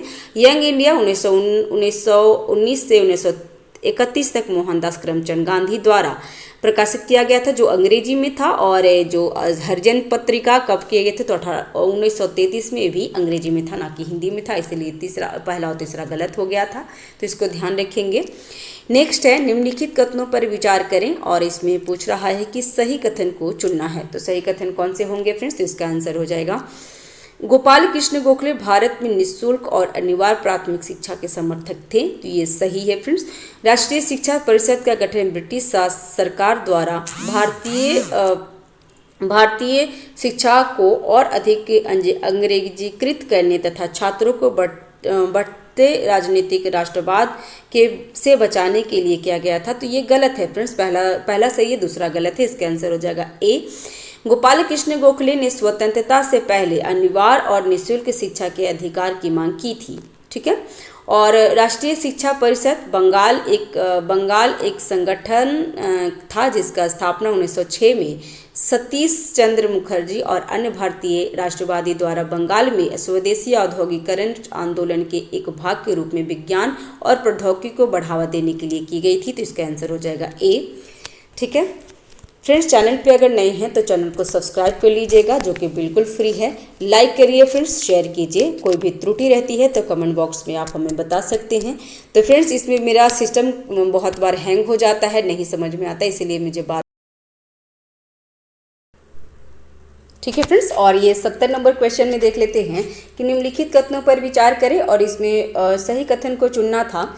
तो गोपाल कृष्ण गोखले भारत में निःशुल्क और अनिवार्य प्राथमिक शिक्षा के समर्थक थे, तो ये सही था फ्रेंड्स, ये हमने देख लिया था। ठीक है, तो इसका आंसर था ए, और दूसरा हमारा गलत था। ठीक है, और नेक्स्ट क्वेश्चन 71 नंबर क्वेश्चन देख लेते हैं। तो क्रांतिकारी पुस्तक देशेर कथा किसने लिखा है, तो सखाराव गणेश देउस्कर ने लिखे हैं, और ये बहुत बार क्वेश्चन आया है फ्रेंड्स। अगर आप PYQ करेंगे ना तो उसमें ये क्वेश्चन जरूर आ जाएगा। तो इसका और कब किए थे, तो देशेर कथा तो 1904 मतलब 1904 में बंगाली में प्रकाशित हुआ था, तो ध्यान रखिएगा। नेक्स्ट है, बटलर समिति की नियुक्ति निम्नलिखित में से किस कारण से हुई थी, तो 72 का आंसर हो जाएगा सी, रियायतों और ब्रिटिश भारत के बीच आर्थिक संबंधों की समायोजन करने के लिए। और कब हुआ था, तो 1927 में बटलर समिति आया था, तो ध्यान रखिएगा, इसका आंसर था सी। नेक्स्ट है, निम्नलिखित में से कौन ब्रिटिश शासन के दौरान भारत में रैयतवाड़ी बंदोबस्त की शुरुआत की है, तो इसका आंसर हो जाएगा 2 और 3, अलेक्जेंडर रेड और थॉमस मुनरे। कॉर्नवालिस अस्थायी बंदोबस्त किए थे फ्रेंड्स, ना कि रैयतवाड़ी, तो ध्यान रखिएगा रैयतवाड़ी के जहाँ क्वेश्चन पूछा जाए तो अलेक्जेंडर और थॉमस मुनरे हैं, रीड एंड मुनरो थे, जिसका 2 और 3 सही होगा, इसका आंसर हो जाएगा बी। ठीक है, नेक्स्ट है, भारतीय राष्ट्रीय कांग्रेस की 1929 अधिवेशन स्वतंत्रता आंदोलन के इतिहास के इसलिए महत्वपूर्ण है क्योंकि पूर्ण स्वराज की प्राप्ति को कांग्रेस के लक्ष्य के रूप में बनाया गया था, तो ध्यान रखिएगा, इसका आंसर हो जाएगा बी। और फ्रेंड्स, इसके बारे में और कुछ भी बता दे रहे हैं कि जो 1929 में अधिवेशन हुआ था वो कहाँ हुआ था, तो लाहौर में हुआ था। उसके अध्यक्ष कौन थे, तो उसके अध्यक्ष जवाहरलाल नेहरू थे, जो प्रथम बार अध्यक्ष बने भी थे, और उसमें पूर्ण स्वराज पूर्ण स्वराज का मांग किया गया था और वो 31 दिसंबर 1929 को आधी रात में भारी भीड़ के सामने रावी नदी पे संपूर्ण स्वतंत्रता का झंडा फहराया गया था और 1931 में कांग्रेस के ऐतिहासिक कराची अधिवेशन की अध्यक्षता सरदार वल्लभ भाई पटेल ने की थी। कराची अधिवेशन मौलिक अधिकारों और राष्ट्रीय आर्थिक कार्यक्रम पर एक प्रस्ताव के लिए यादगार है। प्रस्ताव में लोगों को बुनियादी नागरिकों और राजनीतिक अधिकारों की गारंटी दी गई है। तो ये सब ध्यान रखेंगे, इम्पोर्टेंट हो जाता है। इसी की वजह से 26 जनवरी 1950 को ही गणतंत्र दिवस मनाया जाता है, क्योंकि 26 जनवरी को ही मनाया गया था पहला पूर्ण स्वराज दिवस। नेक्स्ट है 75 का कि भारत के स्वतंत्रता संग्राम के दौरान निम्नलिखित घटनाओं पर विचार करें और इसमें पूछ रहा है कि कालानुक्रमित क्रम में सजाना है। तो सबसे पहले क्या हुआ था, तो लखनऊ अधिवेशन हुआ था। लखनऊ अधिवेशन 1916 में हुआ था फ्रेंड्स, ठीक है। और इसके जो अध्यक्ष थे वो अध्यक्ष कौन बने थे फ्रेंड्स, तो इसके मजूमदार जी थे। और 1916 में इसी में लखनऊ अधिवेशन में गरम दल और नरम दल का मिलन हो गया था और कांग्रेस और मुस्लिम लीग का भी समझौता हुआ था। तो ये ध्यान रखिएगा क्योंकि ये क्वेश्चन पूछता है। नेक्स्ट में कौन हुआ था, तो इसका नेक्स्ट में 1921 में क्या हुआ था, तो 1921 में एक मिनट फ्रेंड्स 75 का ठीक है। उसके बाद क्या हुआ था, तो मार्टेंगो चेम्सफोर्ड सुधार आपको कब हुआ था फ्रेंड्स, तो मार्टेंगो चेम्सफोर्ड सुधार 1919 में हुआ था। तो ये ध्यान रखिएगा, 16 के बाद 19 मतलब 1 के बाद 4 होगा। उसके बाद चौरा चौरी घटना 5 फरवरी 1922 को हुआ था। कहीं कहीं पे 4 फरवरी भी देगा फ्रेंड्स, तो आप ध्यान रखिएगा। चौरा चौरी घटना मोस्ट ऑफ 5 फरवरी को ही आप आंसर करेंगे। तो ये इसके बाद 3 और उसके बाद नेहरू रिपोर्ट कब आया था फ्रेंड्स, तो नेहरू रिपोर्ट 1928 में आया था, 15 अगस्त 1928 में। और किसने किए थे, तो मोतीलाल नेहरू द्वारा लाया गया था। तो ये ध्यान रखिएगा। तो इसका आंसर हो जाएगा 2। तो इसका 1432 कौन में है, तो 1432 आपका सी में है। तो इसका आंसर हो जाएगा सी। नेक्स्ट है भारत छोड़ो आंदोलन के दौरान किस संगठन ने सहजानंद सरस्वती की गिरफ्तारी के विरोध में 28 अप्रैल को अखिल भारतीय स्वामी सहजानंद दिवस के रूप में मनाने का निर्णय लिया था। तो इसका आंसर हो जाएगा 76 का D, all Akhil Bharatiya forward block.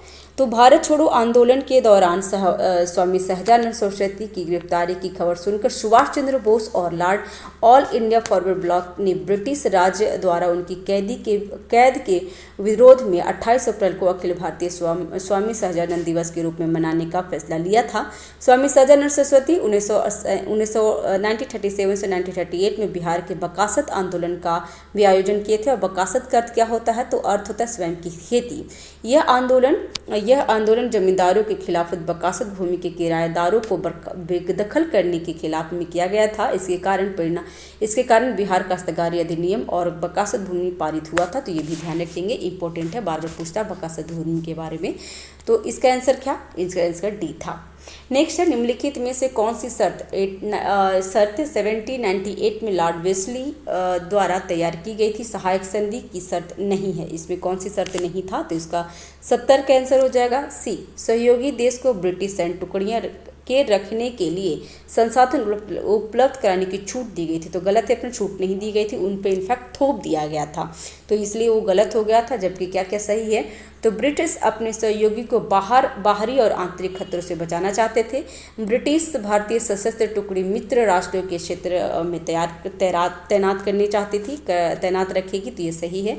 और सहयोगी देश ब्रिटिश अनुमति के बिना अन्य शासकों के साथ युद्ध और समझौते में शामिल नहीं हो सकता है। तो इसका आंसर क्या था, 6 सी आंसर था इसका। 78 का देख लेते हैं फ्रेंड्स। इसमें कैबिनेट मिशन योजना के संदर्भ में भारत संघ को सौंपी गई प्राथमिक जिम्मेदारी में से एक क्या है, तो 78 का आंसर हो जाएगा बी, विदेशी मामले और रक्षा मंत्रालय। तो इसके बारे में पढ़ लेते हैं। तो कैबिनेट मिशन कब आया था फिर, तो कैबिनेट मिशन 1946 में ब्रिटिश कैबिनेट ने लीग की मांग की जांच करने के लिए स्वतंत्र भारत के लिए उपयुक्त राजनीतिक ढांचे को सुझाव देने के लिए 3 सदस्यीय मिशन दिल्ली भेजा था। कैबिनेट मिशन के सदस्य कौन कौन थे, ये तीनों क्वेश्चन पूछता है, ध्यान रखिएगा फ्रेंड्स। इसमें लॉर्ड पैंथिक लॉरेंस थे जो भारत के राज सचिव थे, सर स्टैफोर्ड क्रिप्स थे जो व्यापार बोर्ड के अध्यक्ष थे, और एलवी अलेक्जेंडर थे जो एडमिरल लिटी के पहले लॉर्ड थे। ठीक है, और ये त्रिस्तरीय संघ की सिफारिश थी, ये ध्यान रखिएगा, और इसमें विदेश मामले, रक्षा और संचार को नियंत्रित करती थी, तो ये ध्यान रखिएगा, इसका आंसर है बी। नेक्स्ट है 79 नंबर क्वेश्चन कि निम्नलिखित में से कौन सी बात गांधी जी द्वारा भारत में पहली बार राजनीतिक हथियार के रूप में उपवास के लिए प्रयोग की विशेषताएं हैं, तो इसका आंसर है डी, अहमदाबाद मिल। जो अहमदाबाद मिल कब हुआ था, तो 1908 में हुआ था। तो अहमदाबाद मिल हड़ताल महात्मा गांधी के पहले आमरण अनशन का प्रतीक है। मार्च 1918 में गांधी जी के नेतृत्व में अहमदाबाद की कपास मिलों ने हड़ताल हुई थी, और इसी समय गांधी जी ने 15 मार्च 1918 को अपने सशस्त्र आमरण अनशन से पहला शुरुआत किए थे, तो ध्यान रखिएगा, इसका आंसर है डी। नेक्स्ट है, किस अधिनियम के तहत सत्येंद्र सिन्हा को वायसराय की कार्यकारी परिषद की विधि सदस्य नियुक्त किया गया था, तो इसका आंसर हो जाएगा भारत शासन अधिनियम 1919, इसका आंसर हो गया ए। और सबसे पहले सत्येंद्र प्रसाद सिन्हा कहाँ के बन गए थे, तो बिहार उड़ीसा जो साथ में था उसका बन गए थे, तो ध्यान रखिएगा। 1909 के भारतीय परिषद अधिनियम के गवर्नर जनरल को कार्यकारी परिषद में एक भारतीय सदस्य को नामित करने का अधिकार दिया था, जिसके परिणाम स्वरूप श्री सत्येंद्र प्रसाद सिन्हा को पहले भारतीय सदस्य के रूप में नियुक्त किया गया था। यह बिहार में बहुत बार पूछा है, तो ध्यान रखिएगा, नेक्स्ट भी पूछ सकता है। नेक्स्ट है, किसकी रिपोर्ट के आधार पर अवध को ब्रिटिश भारतीय साम्राज्य में मिला लिया गया था, तो इसका आंसर है जेम्स आउड्रम, इसका आंसर हो गया डी। और अवध को क्या, तो अवध को कुशासन के आरोप में मतलब उसको अपने में मिला लिया था, और इसमें क्या हुआ था, वो कब मिलाया था फ्रेंड्स, तो 1856 में मिलाया गया था, और डलहौजी का था, यह व्यक्तिगत सिद्धांत के अंतर्गत में ये आता है। ठीक है, तो ध्यान रखेंगे। नेक्स्ट है, निम्नलिखित में से बेमेल का चयन करें। बेमेल कौन सा है, तो कूका विद्रोह कहाँ हुआ है, तो पंजाब में। कोया विद्रोह आंध्र प्रदेश में। कित्तूर विद्रोह कहाँ हुआ है, तो कित्तूर विद्रोह कर्नाटक में। और पालीगारो का विद्रोह केरल में, तो केरल में नहीं है फ्रेंड्स, ये तमिलनाडु में है, तो ध्यान रखिएगा, पालीगारो का विद्रोह तमिलनाडु में है। और कब हुआ था, तो 1856 में। ठीक है, ध्यान रखेंगे फ्रेंड्स। नेक्स्ट है, भीम ऐप के संबंध में निम्नलिखित कथनों पर विचार करें, और इसमें पूछ रहा है सही कोड का चयन करना है 83 का, तो इसमें आंसर हो जाएगा भीम का पूर्ण रूप भारत इंटरफेस फॉर मनी है, तो ये सही है। और इसे आरबीआई द्वारा विकसित किया गया, तो गलत है फ्रेंड्स, आरबीआई द्वारा विकसित नहीं किया गया है, ये भारत राष्ट्रीय भुगतान निगम एनपीसीआई द्वारा विकसित किया गया है, तो दूसरा गलत हो गया। और यह ऐप 2016 में लॉन्च किया गया था, तो ये सही है, तो 1 और 3 सही था, तो इसका आंसर हो जाएगा बी। नेक्स्ट है, अंतर्राष्ट्रीय मानकीकरण संगठन द्वारा अनुमोदित वित्तीय और गैर वित्तीय दोनों संस्थाओं के लिए एक विशिष्ट पहचान कोड कौन सी है, तो इसका आंसर है स्विफ्ट। ठीक है, स्विफ्ट आंसर हो जाएगा इसका सी। ठीक है, नेक्स्ट है नेक्स्ट क्वेश्चन है 85 नंबर क्वेश्चन कि निम्नलिखित में से कौन सी कारक नीतियाँ हाल ही के दिनों में भारत में चावल की कीमतों को प्रभावित कर रही थी, तो इसका आंसर क्या हो जाएगा, इसमें सही उत्तर चुनना है, तो इसका आंसर होगा न्यूनतम समर्थन मूल्य, तो ये सही है। सरकार का व्यापार, ये भी सही है। सरकार का भंडारण और उपभोक्ता सब्सिडी, ये चारों आंसर होगा, इसका आंसर हो जाएगा डी। नेक्स्ट है, बिहार अर्थव्यवस्था सर्वेक्षण। बिहार आर्थिक सर्वेक्षण 2023-24 के अनुसार बिहार में किस बैंक को सीडी अनुपात बहुत खराब हुआ है, तो इसका आंसर है एसबीआई। बैंकों में एसबीआई की सीडी अनुपात बहुत खराब है, जो 36.1% है, जो राष्ट्रीय औसत सीडी अनुपात का 71.2% बहुत कम है। राष्ट्रीय अनुपात कितना है उसका, जो राष्ट्रीय औसत सीडी का, तो 71.2 है, जो एसबीआई का 36.1 है, इसीलिए उसका सबसे ज़्यादा सीडी खराब है, तो ध्यान रखेंगे, उसका आंसर हो जाएगा डी। नेक्स्ट है 87 का क्या होगा, तो बिहार अर्थव्यवस्था सर्वेक्षण 2023-24 के अनुसार बिहार का कुल सड़क घनत्व कितनी है, तो 87 का आंसर हो जाएगा डी, जिसमें 3166.9 किलोमीटर है। ये ध्यान रखिएगा, ये आर्थिक सर्वेक्षण ये न्यू डेटा है फ्रेंड्स, तो न्यू डेटा आप ध्यान में रखेंगे, इंपॉर्टेंट हो जाएगा। बिहार में प्रति 1000 वर्ग मीटर की भौगोलिक क्षेत्रफल पर कुल सड़क घनत्व कितना है, तो 3166.9 किलोमीटर। यह देश में केरल और पश्चिम बंगाल के बाद तीसरा स्थान पे है।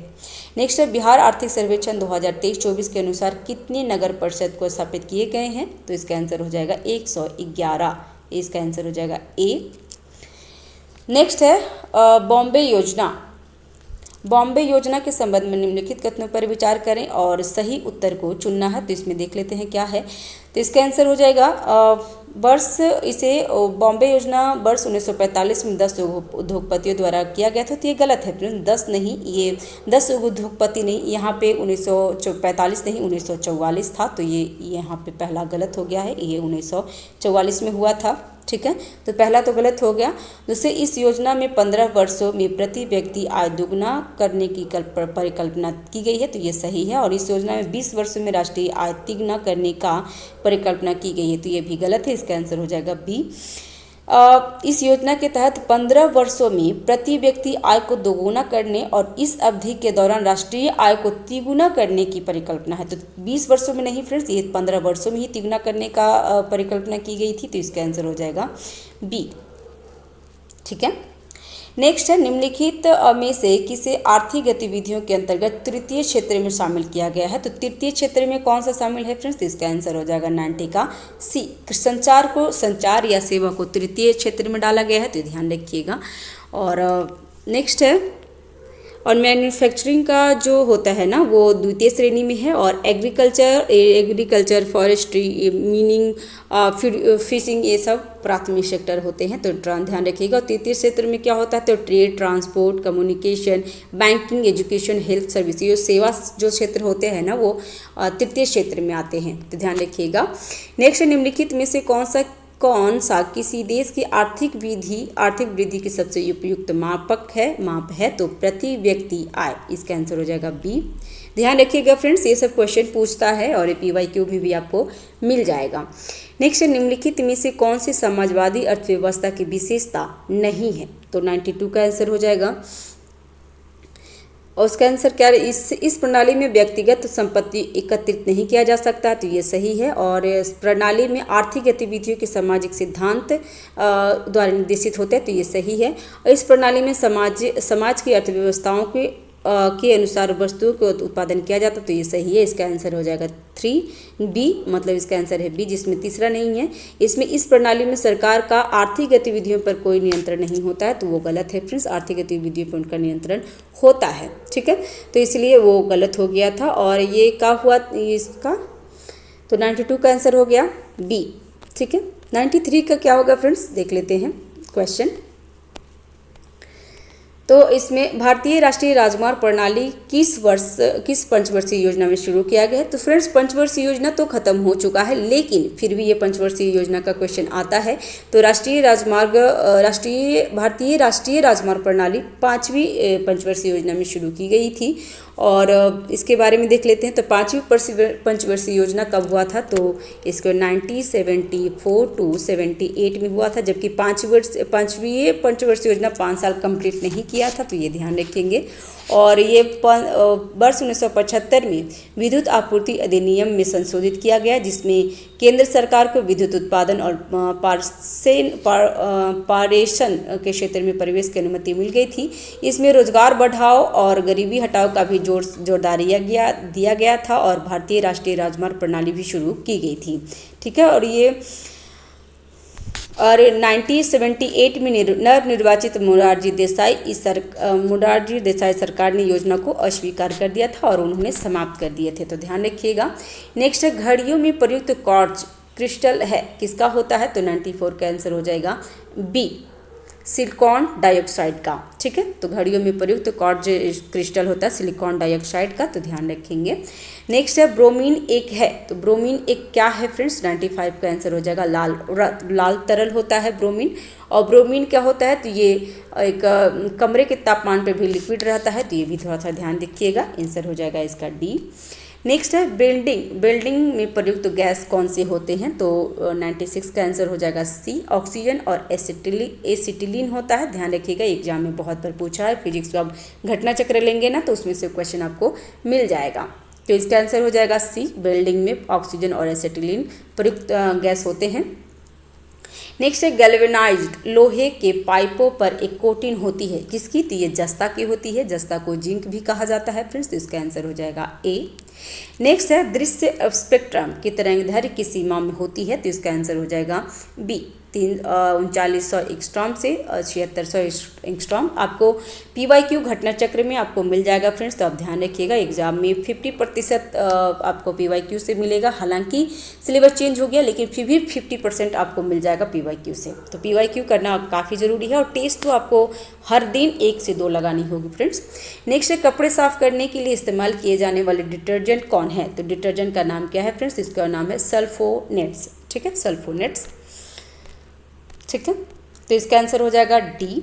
कपड़ों की सफाई के लिए इस्तेमाल किए जाने वाले डिटर्जेंट सल्फोनेट होते हैं। डिटर्जेंट में मौजूद सल्फोनेट पानी की चीज़ों को गीला करने, सतह पर फैलने और गंदे कपड़ों को रेसे से रिसने की क्षमता को बेहतर बनाता है। और डिटर्जेंट प्राकृतिक में क्या होता है फ्रेंड्स, तो ये क्षारीय होता है, तो ध्यान रखिएगा। नेक्स्ट है मानव पसीने के माध्यम से उत्सर्जित करता है। क्या क्या करता है फ्रेंड्स, तो लोहा और मैग्नीशियम, इस आंसर हो जाएगा डी। तो मानव अपने पसीने के माध्यम से उत्सर्जित तत्व कौन से होते हैं, तो sodium, potassium, calcium, magnesium, zinc, तांबा, लोहा, क्रोमिनियम, निकल और सीसा होता है, तो ध्यान रखेंगे। नेक्स्ट है ब्लू बिट्रोल। ब्लू बिट्रोल का रासायनिक नाम क्या है, तो इसका आंसर हो जाएगा 101 का आंसर हो जाएगा डी, कॉपर सल्फेट।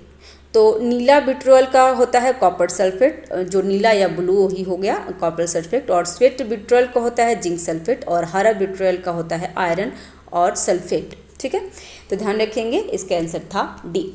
नेक्स्ट है लौंग पौधे। लौंग पौधे के निम्नलिखित में से किस भाग से प्राप्त होता है, तो सूखे फूल की कलियां से। ये 66 BPSC में भी पूछ लिया था फ्रेंड्स और ये CDPO में भी क्वेश्चन पूछा था, तो ये ध्यान रखिएगा। एग्जाम में ये सब पूछता है, बायोलॉजी में भी ये क्वेश्चन आता है। तो ओंकोजिन किससे संबंधित है, तो ओंकोजिन कैंसर से संबंधित है फ्रेंड्स। और जो कैंसर होता है ना, तो उसमें कीमो चढ़ाया जाता है। ओंकोजिन एक जीन है जो जब अत्यधिक मात्रा में व्यक्त होता है तो कैंसर से जुड़ा होता है। तब उत्परिवर्तन या विलोपन के कारण जीन के कार्य में कमी आ जाती है, तो कैंसर होता है, ध्यान रखिएगा।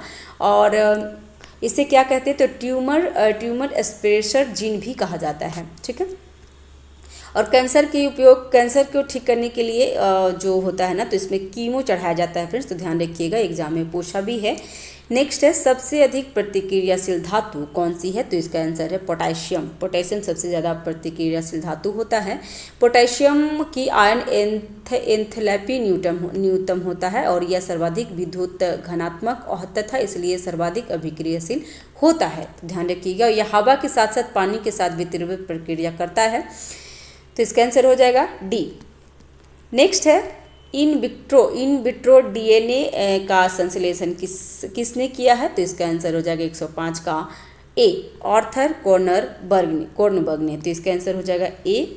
ठीक है, और ये क्या होता है विट्रो DNA, तो इसमें ना इन विट्रो DNA, ये DNA जो टेस्ट ट्यूब बेबी होते हैं ना उसके लिए होता है, तो ध्यान रखेंगे। और नेक्स्ट है वर्ष 1945 में नागासाकी जापान में गिराए गए बमों में प्रयुक्त सर्वाधिक विखंडनीय पदार्थ कौन सा था, तो इसका आंसर है सी, प्लूटोनियम। ठीक है, तो 1945 में जापान में प्रयुक्त परमाणु बम तथा उसके बाद के 7 वर्षों के दौरान परीक्षण किए गए बम या उपकरण मुख्यतः यूरेनियम जो 235 या प्लूटोनियम 239 विखंडनीय पर निर्भर था, तो ध्यान रखेंगे, माफ कीजिएगा। नेक्स्ट है ब्रह्मांडीय किरणें हैं, तो ब्रह्मांडीय किरणें क्या है फ्रेंड्स, इसका आंसर है अवशोषित कण है, इसका आंसर क्या होगा ई, ब्रह्मांडीय किरण अवशोषित कण होता है। नेक्स्ट है निम्नलिखित में से कौन सी दवा कैंसर का कारण बन सकती है और साथ ही इसकी तीव्रता और उपयोग के आधार पर इसे ठीक भी कर सकता है, तो इसका आंसर क्या होगा 108 का आयनित विकिरण जिससे कैंसर का कारण भी होता है। तो परमाणु विकिरण सहित आयनीकरण विकिरण में उष्मांकन या विद्युत चुंबकीय तरंग शामिल होते हैं जिसमें इलेक्ट्रॉन को अलग करने पर परमाणु या अणु को आयनित के लिए पर्याप्त बनाया जाता है, तो ध्यान रखिए पर्याप्त ऊर्जा प्राप्त होती है। नेक्स्ट है टाइफाइड और हैजा, इसके विशिष्ट उदाहरण है किसके हैं, तो फिर तो ये जल जनित रोग होते हैं, तो रोग से भी बहुत एग्जाम में पूछता है फिर, तो ध्यान रखिएगा, ये बायोलॉजी सेक्शन से है। तो टाइफाइड और हैजा जल जनित रोग है, तो ध्यान रखेंगे। नेक्स्ट है इसका आंसर हो जाएगा सी। नेक्स्ट है ऊष्मा यकृत और मांसपेशियों में संग्रहित होते हैं, तो किसके बारे में, तो ग्लाइकोजन से होते हैं, तो इसका आंसर हो जाएगा डी। अब पीवाई क्यू करेंगे ना फ्रेंड्स, घटना चक्र पूर्वावलोकन का बायोलॉजी, तो ये क्वेश्चन आपको बहुत बार मिल जाएगा। नेक्स्ट है निम्नलिखित में से कौन सी मूल एसआई इकाई है, तो इसमें चारों इसमें मूल एक एसआई इकाई है जिसमें लंबाई, द्रव्यमान और विद्युत प्रवाह, इसमें डी इसका आंसर हो जाएगा, क्योंकि इसमें से सभी मूल एसआई इकाई हैं, तो इसका आंसर था 111 का डी। ठीक है। नेक्स्ट है 112 का कि निम्नलिखित में से कौन सा सदिश राशि नहीं है। फ्रेंड्स सदिश राशि और अदिश राशि से क्वेश्चन पूछता है, और 68, 69, 67 हर एग्जाम में एक क्वेश्चन जरूर रहते हैं सदिश और अदिश राशि से, तो ध्यान रखेंगे। तो 112 का आंसर हो जाएगा ए। ऊर्जा एक सदिश राशि नहीं है। सदिश राशि के उदाहरण में शामिल होते हैं कौन को, तेजिकी संवेग, त्वरण, विस्थापन संवेग, कोणीय वेग, बल, विद्युत क्षेत्र इत्यादि, ध्रुवीकरण इत्यादि है। जो सदिश राशि और अदिश राशि कौन है, तो ऊर्जा अदिश राशि है, तो इसका आंसर हो जाएगा ए। ऊर्जा अदिश राशि है, सदिश राशि नहीं है। नेक्स्ट है एक आदर्श तरल पदार्थ की संयंत्रता होती है, तो इसका आंसर हो जाएगा शून्य। ठीक है। नेक्स्ट है इसका आंसर क्या था, तो इसका आंसर ए हो गया, शून्य आंसर में। नेक्स्ट है निर्वात में प्रकाश की गति कितनी होती है, तो ये क्वेश्चन बार बार पूछता भी है, तो इसका आंसर हो जाएगा ए। 3 × 10⁸ होता है, और ये एग्जाम में ना 67 में आई थिंक या 66 में पूछा है, तो ध्यान रखिएगा एग्जाम में पूछता है। और जो प्रकाश वर्ष होता है ना, प्रकाश वर्ष दूरी का इकाई है प्रश्न, ना के समय का, तो ये भी ध्यान रखिए क्योंकि बार बार एग्जाम में ज़्यादातर प्रकाश वर्ष पूछता है, तो प्रकाश वर्ष दूरी का इकाई है। नेक्स्ट है सोल्डर एक मिश्र धातु है, किसका सोल्डर एक मिश्र धातु है फ्रेंड्स, तो 115 का आंसर हो जाएगा ए। Pb+Sn का, तो इसका आंसर ए हो गया। नेक्स्ट है निम्नलिखित में से किसका उपयोग बर्फ कारखाने में अभिकर्मक के रूप में किया जाता है, तो 116 का आंसर हो जाएगा अमोनिया का। ठीक है, अमोनिया को बर्फ कारखाने में अभिकर्मक के रूप में किया जाता है, तो ध्यान रखेंगे इसका। और नेक्स्ट क्वेश्चन क्या है, नेक्स्ट है निम्नलिखित में से, इसका आंसर डी था फ्रेंड्स। नेक्स्ट है निम्नलिखित में से कौन सा रासायनिक परिवर्तन का उदाहरण नहीं है, तो रासायनिक परिवर्तन का उदाहरण नहीं है इसमें मोमबत्ती का जलना, तो मोमबत्ती का जलना तो रासायनिक परिवर्तन नहीं है फ्रेंड्स, ये भौतिक परिवर्तन है, तो ये तो गलत हो गया।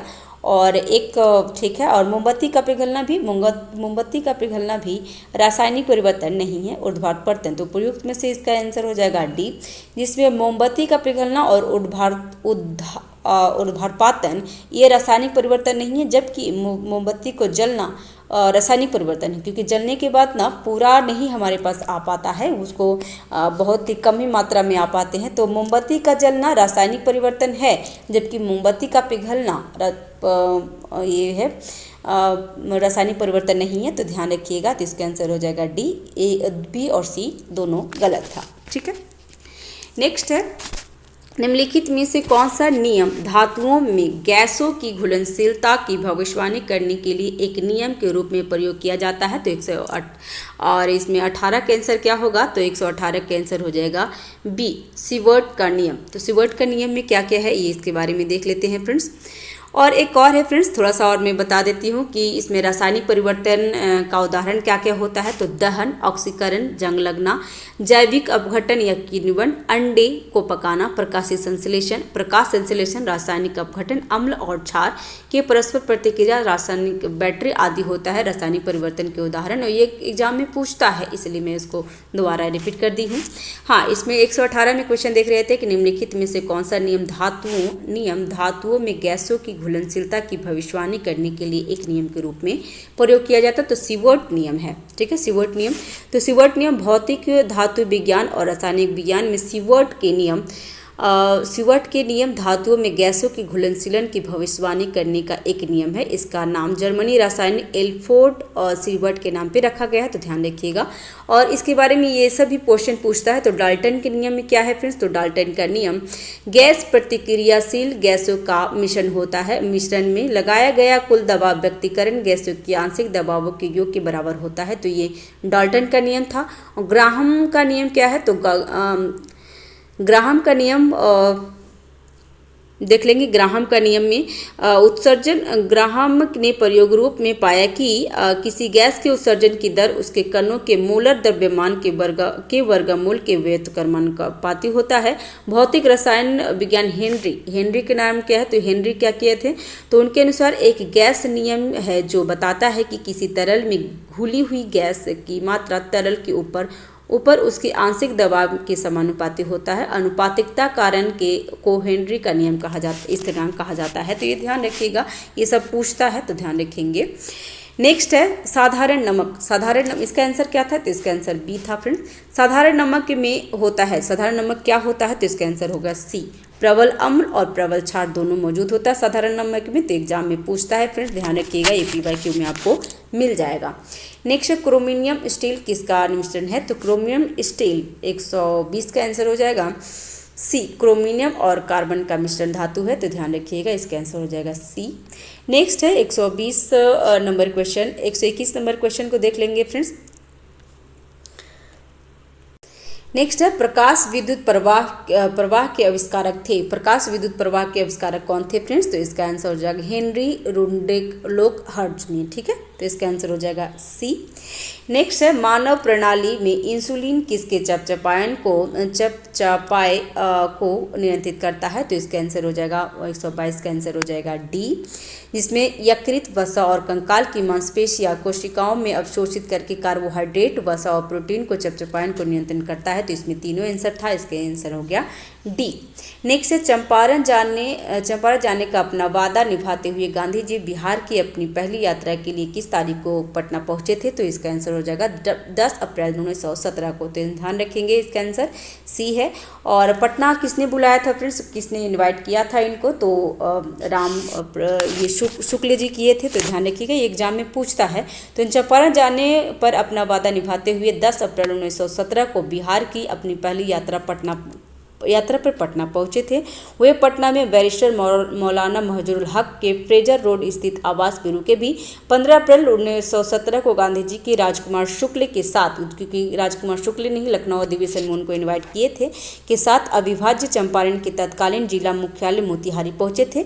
मोतिहारी स्टेशन पर सैकड़ों कांग्रेसी कार्यकर्ताओं और स्थानीय किसानों ने महात्मा गांधी की स्वागत किए थे और उन्हें मोतिहारी शहर में धर्म समाज मोहल्ले में वकील गोरख प्रसाद के आवास पर ले जाया गया और उन्हें किसान की स्थिति जानने के लिए बातचीत किए थे, तो ये सब ध्यान रखिएगा, क्योंकि ये पता है कि चंपारण सत्याग्रह कब हुआ था, तो 1917 में, और किसके लिए, तो तिनकठिया पत्ती के लिए 3/20 पर नील की खेती करना होता था, उसके लिए है, और गांधी जी का पहला सत्याग्रह है, ये भी ध्यान रखिएगा, क्वेश्चन पूछा हुआ है। नेक्स्ट 124 का कि अगस्त 1921 में भागलपुर प्रांतीय सम्मेलन में भारतीय राष्ट्रीय कांग्रेस का असहयोग का प्रस्ताव पारित करने बाद बिहार के किस जिले में एक आंदोलन समर्थन बैठक का आयोजन की गई, जिसमें गांधी जी और शौकत अली ने भाग लिया था, तो 124 का आंसर हो जाएगा बी, मुंगेर में, और कब हुआ था, तो 1921 में, तो ये भी ध्यान रखेंगे। नेक्स्ट है अखिल भारतीय कांग्रेस की बिहार प्रांतीय कांग्रेस कमेटी ने किस वर्ष बिहार राष्ट्रीय स्वयंसेवक कोर का गठन किया, जिसमें कौमी सेवा दल के नाम से भी जाना जाता है, तो 125 का आंसर हो जाएगा 121, इसका हो जाएगा इसका सी, ठीक है। 17 नवंबर 1921 को अखिल भारतीय कांग्रेस की बिहार प्रांतीय कांग्रेस कमेटी ने बिहार राष्ट्रीय स्वयंसेवक कोर का गठन किया, जिसे मुजफ्फरपुर जिले में कौमी सेवा दल के नाम से भी जाना जाता है, तो ये ध्यान रखेंगे। नेक्स्ट है किसके नेतृत्व में बिहार के मधुबनी जिले में आज़ाद दस्ता की एक अलग स्वतंत्र परिषद की स्थापना की गई थी, तो 126 का आंसर हो जाएगा सी, सूरज नारायण सिंह को। और एक ध्यान रखिएगा कि एक आज़ाद दस्ता का स्थापना किसने किया था, तो आज़ाद दस्ता की स्थापना आज़ाद दस्ता एक क्रांतिकारी संगठन था जिसकी स्थापना जयप्रकाश नारायण ने 1942 में भारत छोड़ो आंदोलन के दौरान पे किया था। और ये कहाँ से किए थे, तो ये आपके नेपाल से किए थे। और इसमें क्या था, तो इसमें सरदार नित्यानंद सिंह के प्रमुख परीक्षक के रूप में पहला प्रशिक्षण केंद्र भी स्थापित किए थे और शिविर नेपाल में स्थापित किया गया था, जहां मधुबनी आज़ाद दस्ता की मुख्यालय स्थित थी। और यहां 35 लोगों को इन उद्देश्यों से प्रशिक्षण किया जाता था कि वे अलग अलग जगहों पर आज़ाद दस्ता की शाखाएं स्थापित करें और अधिक लोग को प्रशिक्षित करें, तो इसका आंसर था सी। नेक्स्ट है बिहार में अनुशीलन समिति की शाखा कहाँ स्थापित की गई थी, तो इसका आंसर है पटना में। और किसने किया, तो तो सत्येंद्र नाथ सन्याल ने 1913 में पटना में अनुशीलन समिति की स्थापना की थी और एक शाखा की स्थापना की और BN कॉलेज के बंकिम चंद्र मित्रा को संगठन के नेतृत्व की जिम्मेदारी दी गई थी। तो ये ध्यान रखिएगा, इसका आंसर हो जाएगा बी। नेक्स्ट है, किस वेद में बिहार को कीकट कहा जाता है? तो इसमें आंसर हो जाएगा ऋग्वेद। ऋग्वेद में बिहार को कीकट कहा जाता है। कीकट मतलब क्या होता है? तो ये कीकट का बिहार, ऋग्वेद में बिहार को कीकट या वात्य शब्दों का उल्लेख किया गया जिसमें अपवित्र कहा जाता है कीकट को, तो ध्यान रखिएगा। नेक्स्ट है, बिहार का सबसे कम बाल जो 0 से 6 वर्ष लिंगानुपात वाला जिला कौन सी है? तो 129 का आंसर है वैशाली। फ्रेंड्स ये ना जो जनगणना जो हुई है ना 1911 में 2011 में, तो उसके अनुसार ये है। तो बिहार में 0 से 6 वर्ष के सबसे बच्चे का जो होता है कम बाल का लिंगानुपात वैशाली में सबसे कम है और बिहार में सबसे कम शिशु लिंगानुपात वाला जिला वैशाली है जो 904 है, जबकि सबसे अधिक वाला किशनगंज है जो 971 है। तो ध्यान रखिएगा, इसका आंसर हो जाएगा बी। पुनपुन नदी बिहार के किस जिले से होकर नहीं बहती है? तो इसका आंसर हो जाएगा जहानाबाद से पुनपुन नदी नहीं बहती है, जबकि औरंगाबाद और अरवल से पुनपुन नदी बहती है। इसका आंसर क्या होगा 130 का? तो पुनपुन नदी बिहार के औरंगाबाद, अरवल और पटना जिले में होकर बहती है और गंगा नदी में मिल जाती है। यह नदी झारखंड के पलामू के चौराही पर पहाड़ी से निकलती है। दीघी, मोरहर और रामरेखा इसकी प्रमुख सहायक नदी है। तो ध्यान रखिएगा फ्रेंड्स चैनल पे अगर नए हैं तो चैनल को सब्सक्राइब कर लीजिएगा जो कि बिल्कुल फ्री है, और लाइक करिए और बेल आइकन जरूर दबा दीजिएगा फ्रेंड्स, ताकि जो भी मैं वीडियो डालूँ सबसे पहले आपको नोटिफिकेशन मिल जाए। और इसमें मैं test series, current affair, Bihar related जितनी भी इंपॉर्टेंट होते हैं सब मैं अपलोड करती हूँ फ्रेंड्स। और इसमें है नेक्स्ट है धारवाड़ समूह की चट्टानें कहाँ पाई जाती है? तो इसका आंसर हो जाएगा 31 का डी।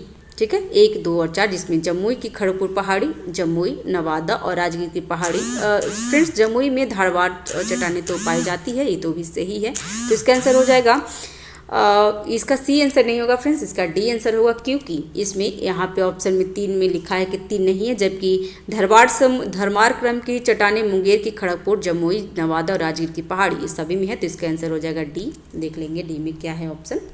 तो 1, 2, 3, 4 तीनों चारों है, तो इसका आंसर हो जाएगा डी। नेक्स्ट है बिहार का निम्नलिखित में से कौन सी भौगोलिक प्रभार झारखंड के साथ अपनी सीमा साझा नहीं करता है? तो इसका आंसर क्या होगा 132 का आंसर हो जाएगा डी। मिथिला का मैदान झारखंड से नहीं करता है, सीमा बनाता है। तो दक्षिण बिहार के 7 जिले झारखंड की सीमा से लगता है। गंगा सोन डिवाइन, अंग का मैदान, मगध का मैदान झारखंड की सीमा से लगता है, लेकिन मिथिला का मैदान झारखंड की सीमा से नहीं लगता क्योंकि यह इलाका उत्तर बिहार के मैदान में आता है। तो इसका आंसर क्या हो गया डी। एक बार क्वेश्चन ये पूछा था ना कि गंगा से कौन से कौन से परमंडल शामिल नहीं होते हैं? तो उसमें कोसी और मगध था उस टाइम ऑप्शन। तो ध्यान रखिएगा, इस तरह से क्वेश्चन पूछ सकता है। नेक्स्ट है बिहार में पूर्व से पश्चिम तक नदियों का सही क्रम क्या है? तो 133 का आंसर हो जाएगा ए, जिसमें पहले है कोसी, कमला, बागमती, बूढ़ी गंडक होता है। तो ध्यान रखिएगा बिहार के पूर्व से पश्चिम तक नदियों का सही क्रम है। तो इसका आंसर हो जाएगा ए। बिहार में पूर्व से पश्चिम की नदियों का सही क्रम क्या है? तो कोसी, कमला, बागमती, बूढ़ी गंडक जो महानदी आदि उत्तर के मैदान इलाके में बहने वाली नदी सबसे पूर्वी नदी है और यह नदी कटिहार के पास गंगा नदी में मिल जाती है। ठीक है,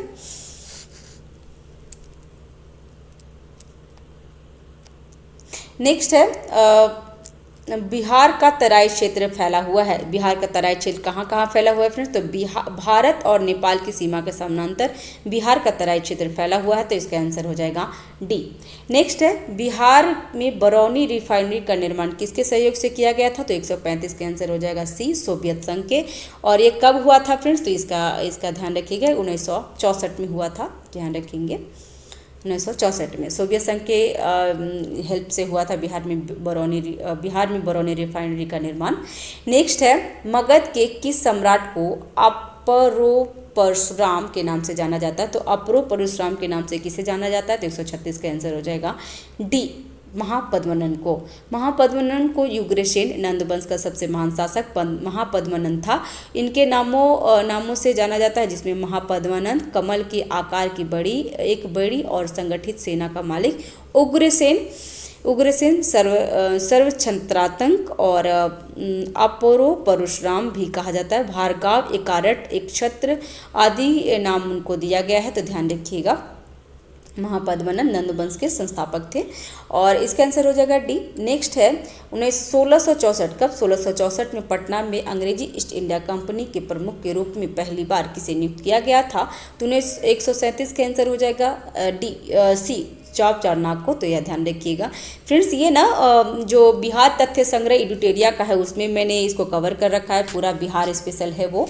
और इम्तियाज अहमद का जो वस्तुनिष्ठ प्रश्न आता है ना हिंदी में MCQ बेस पे, वो भी मैं कंप्लीट करवा दी हूँ, प्लेलिस्ट में आपको मिल जाएगा, तो वहाँ पे जाकर के आप वीडियो देख सकते हैं और सुन सकते हैं फ्रेंड्स, काफ़ी हेल्प होगा एग्जाम के लिए।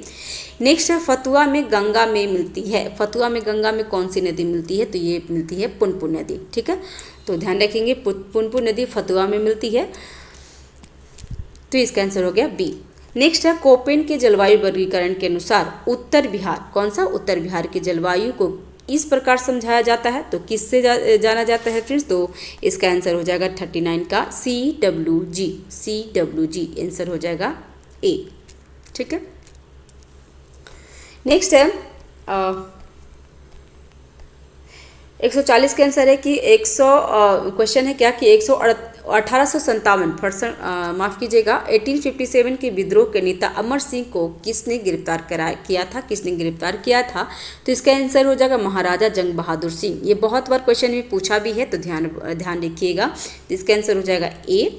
और अभी फ्रेंड्स 40 से ना 150 तक हमारा क्या है, तो इसमें मैथ है और रीजनिंग है, तो आप ध्यान रखेंगे। इसका आप खुद से बना लीजिएगा, मैं इसका PDF आपको टेलीग्राम पे डाल दूंगी, तो वहाँ पर से आप देख करके इसमें क्वेश्चन को बना सकते हैं। ठीक है, तो ये हमारा कंप्लीट हो गया टेस्ट नंबर 10।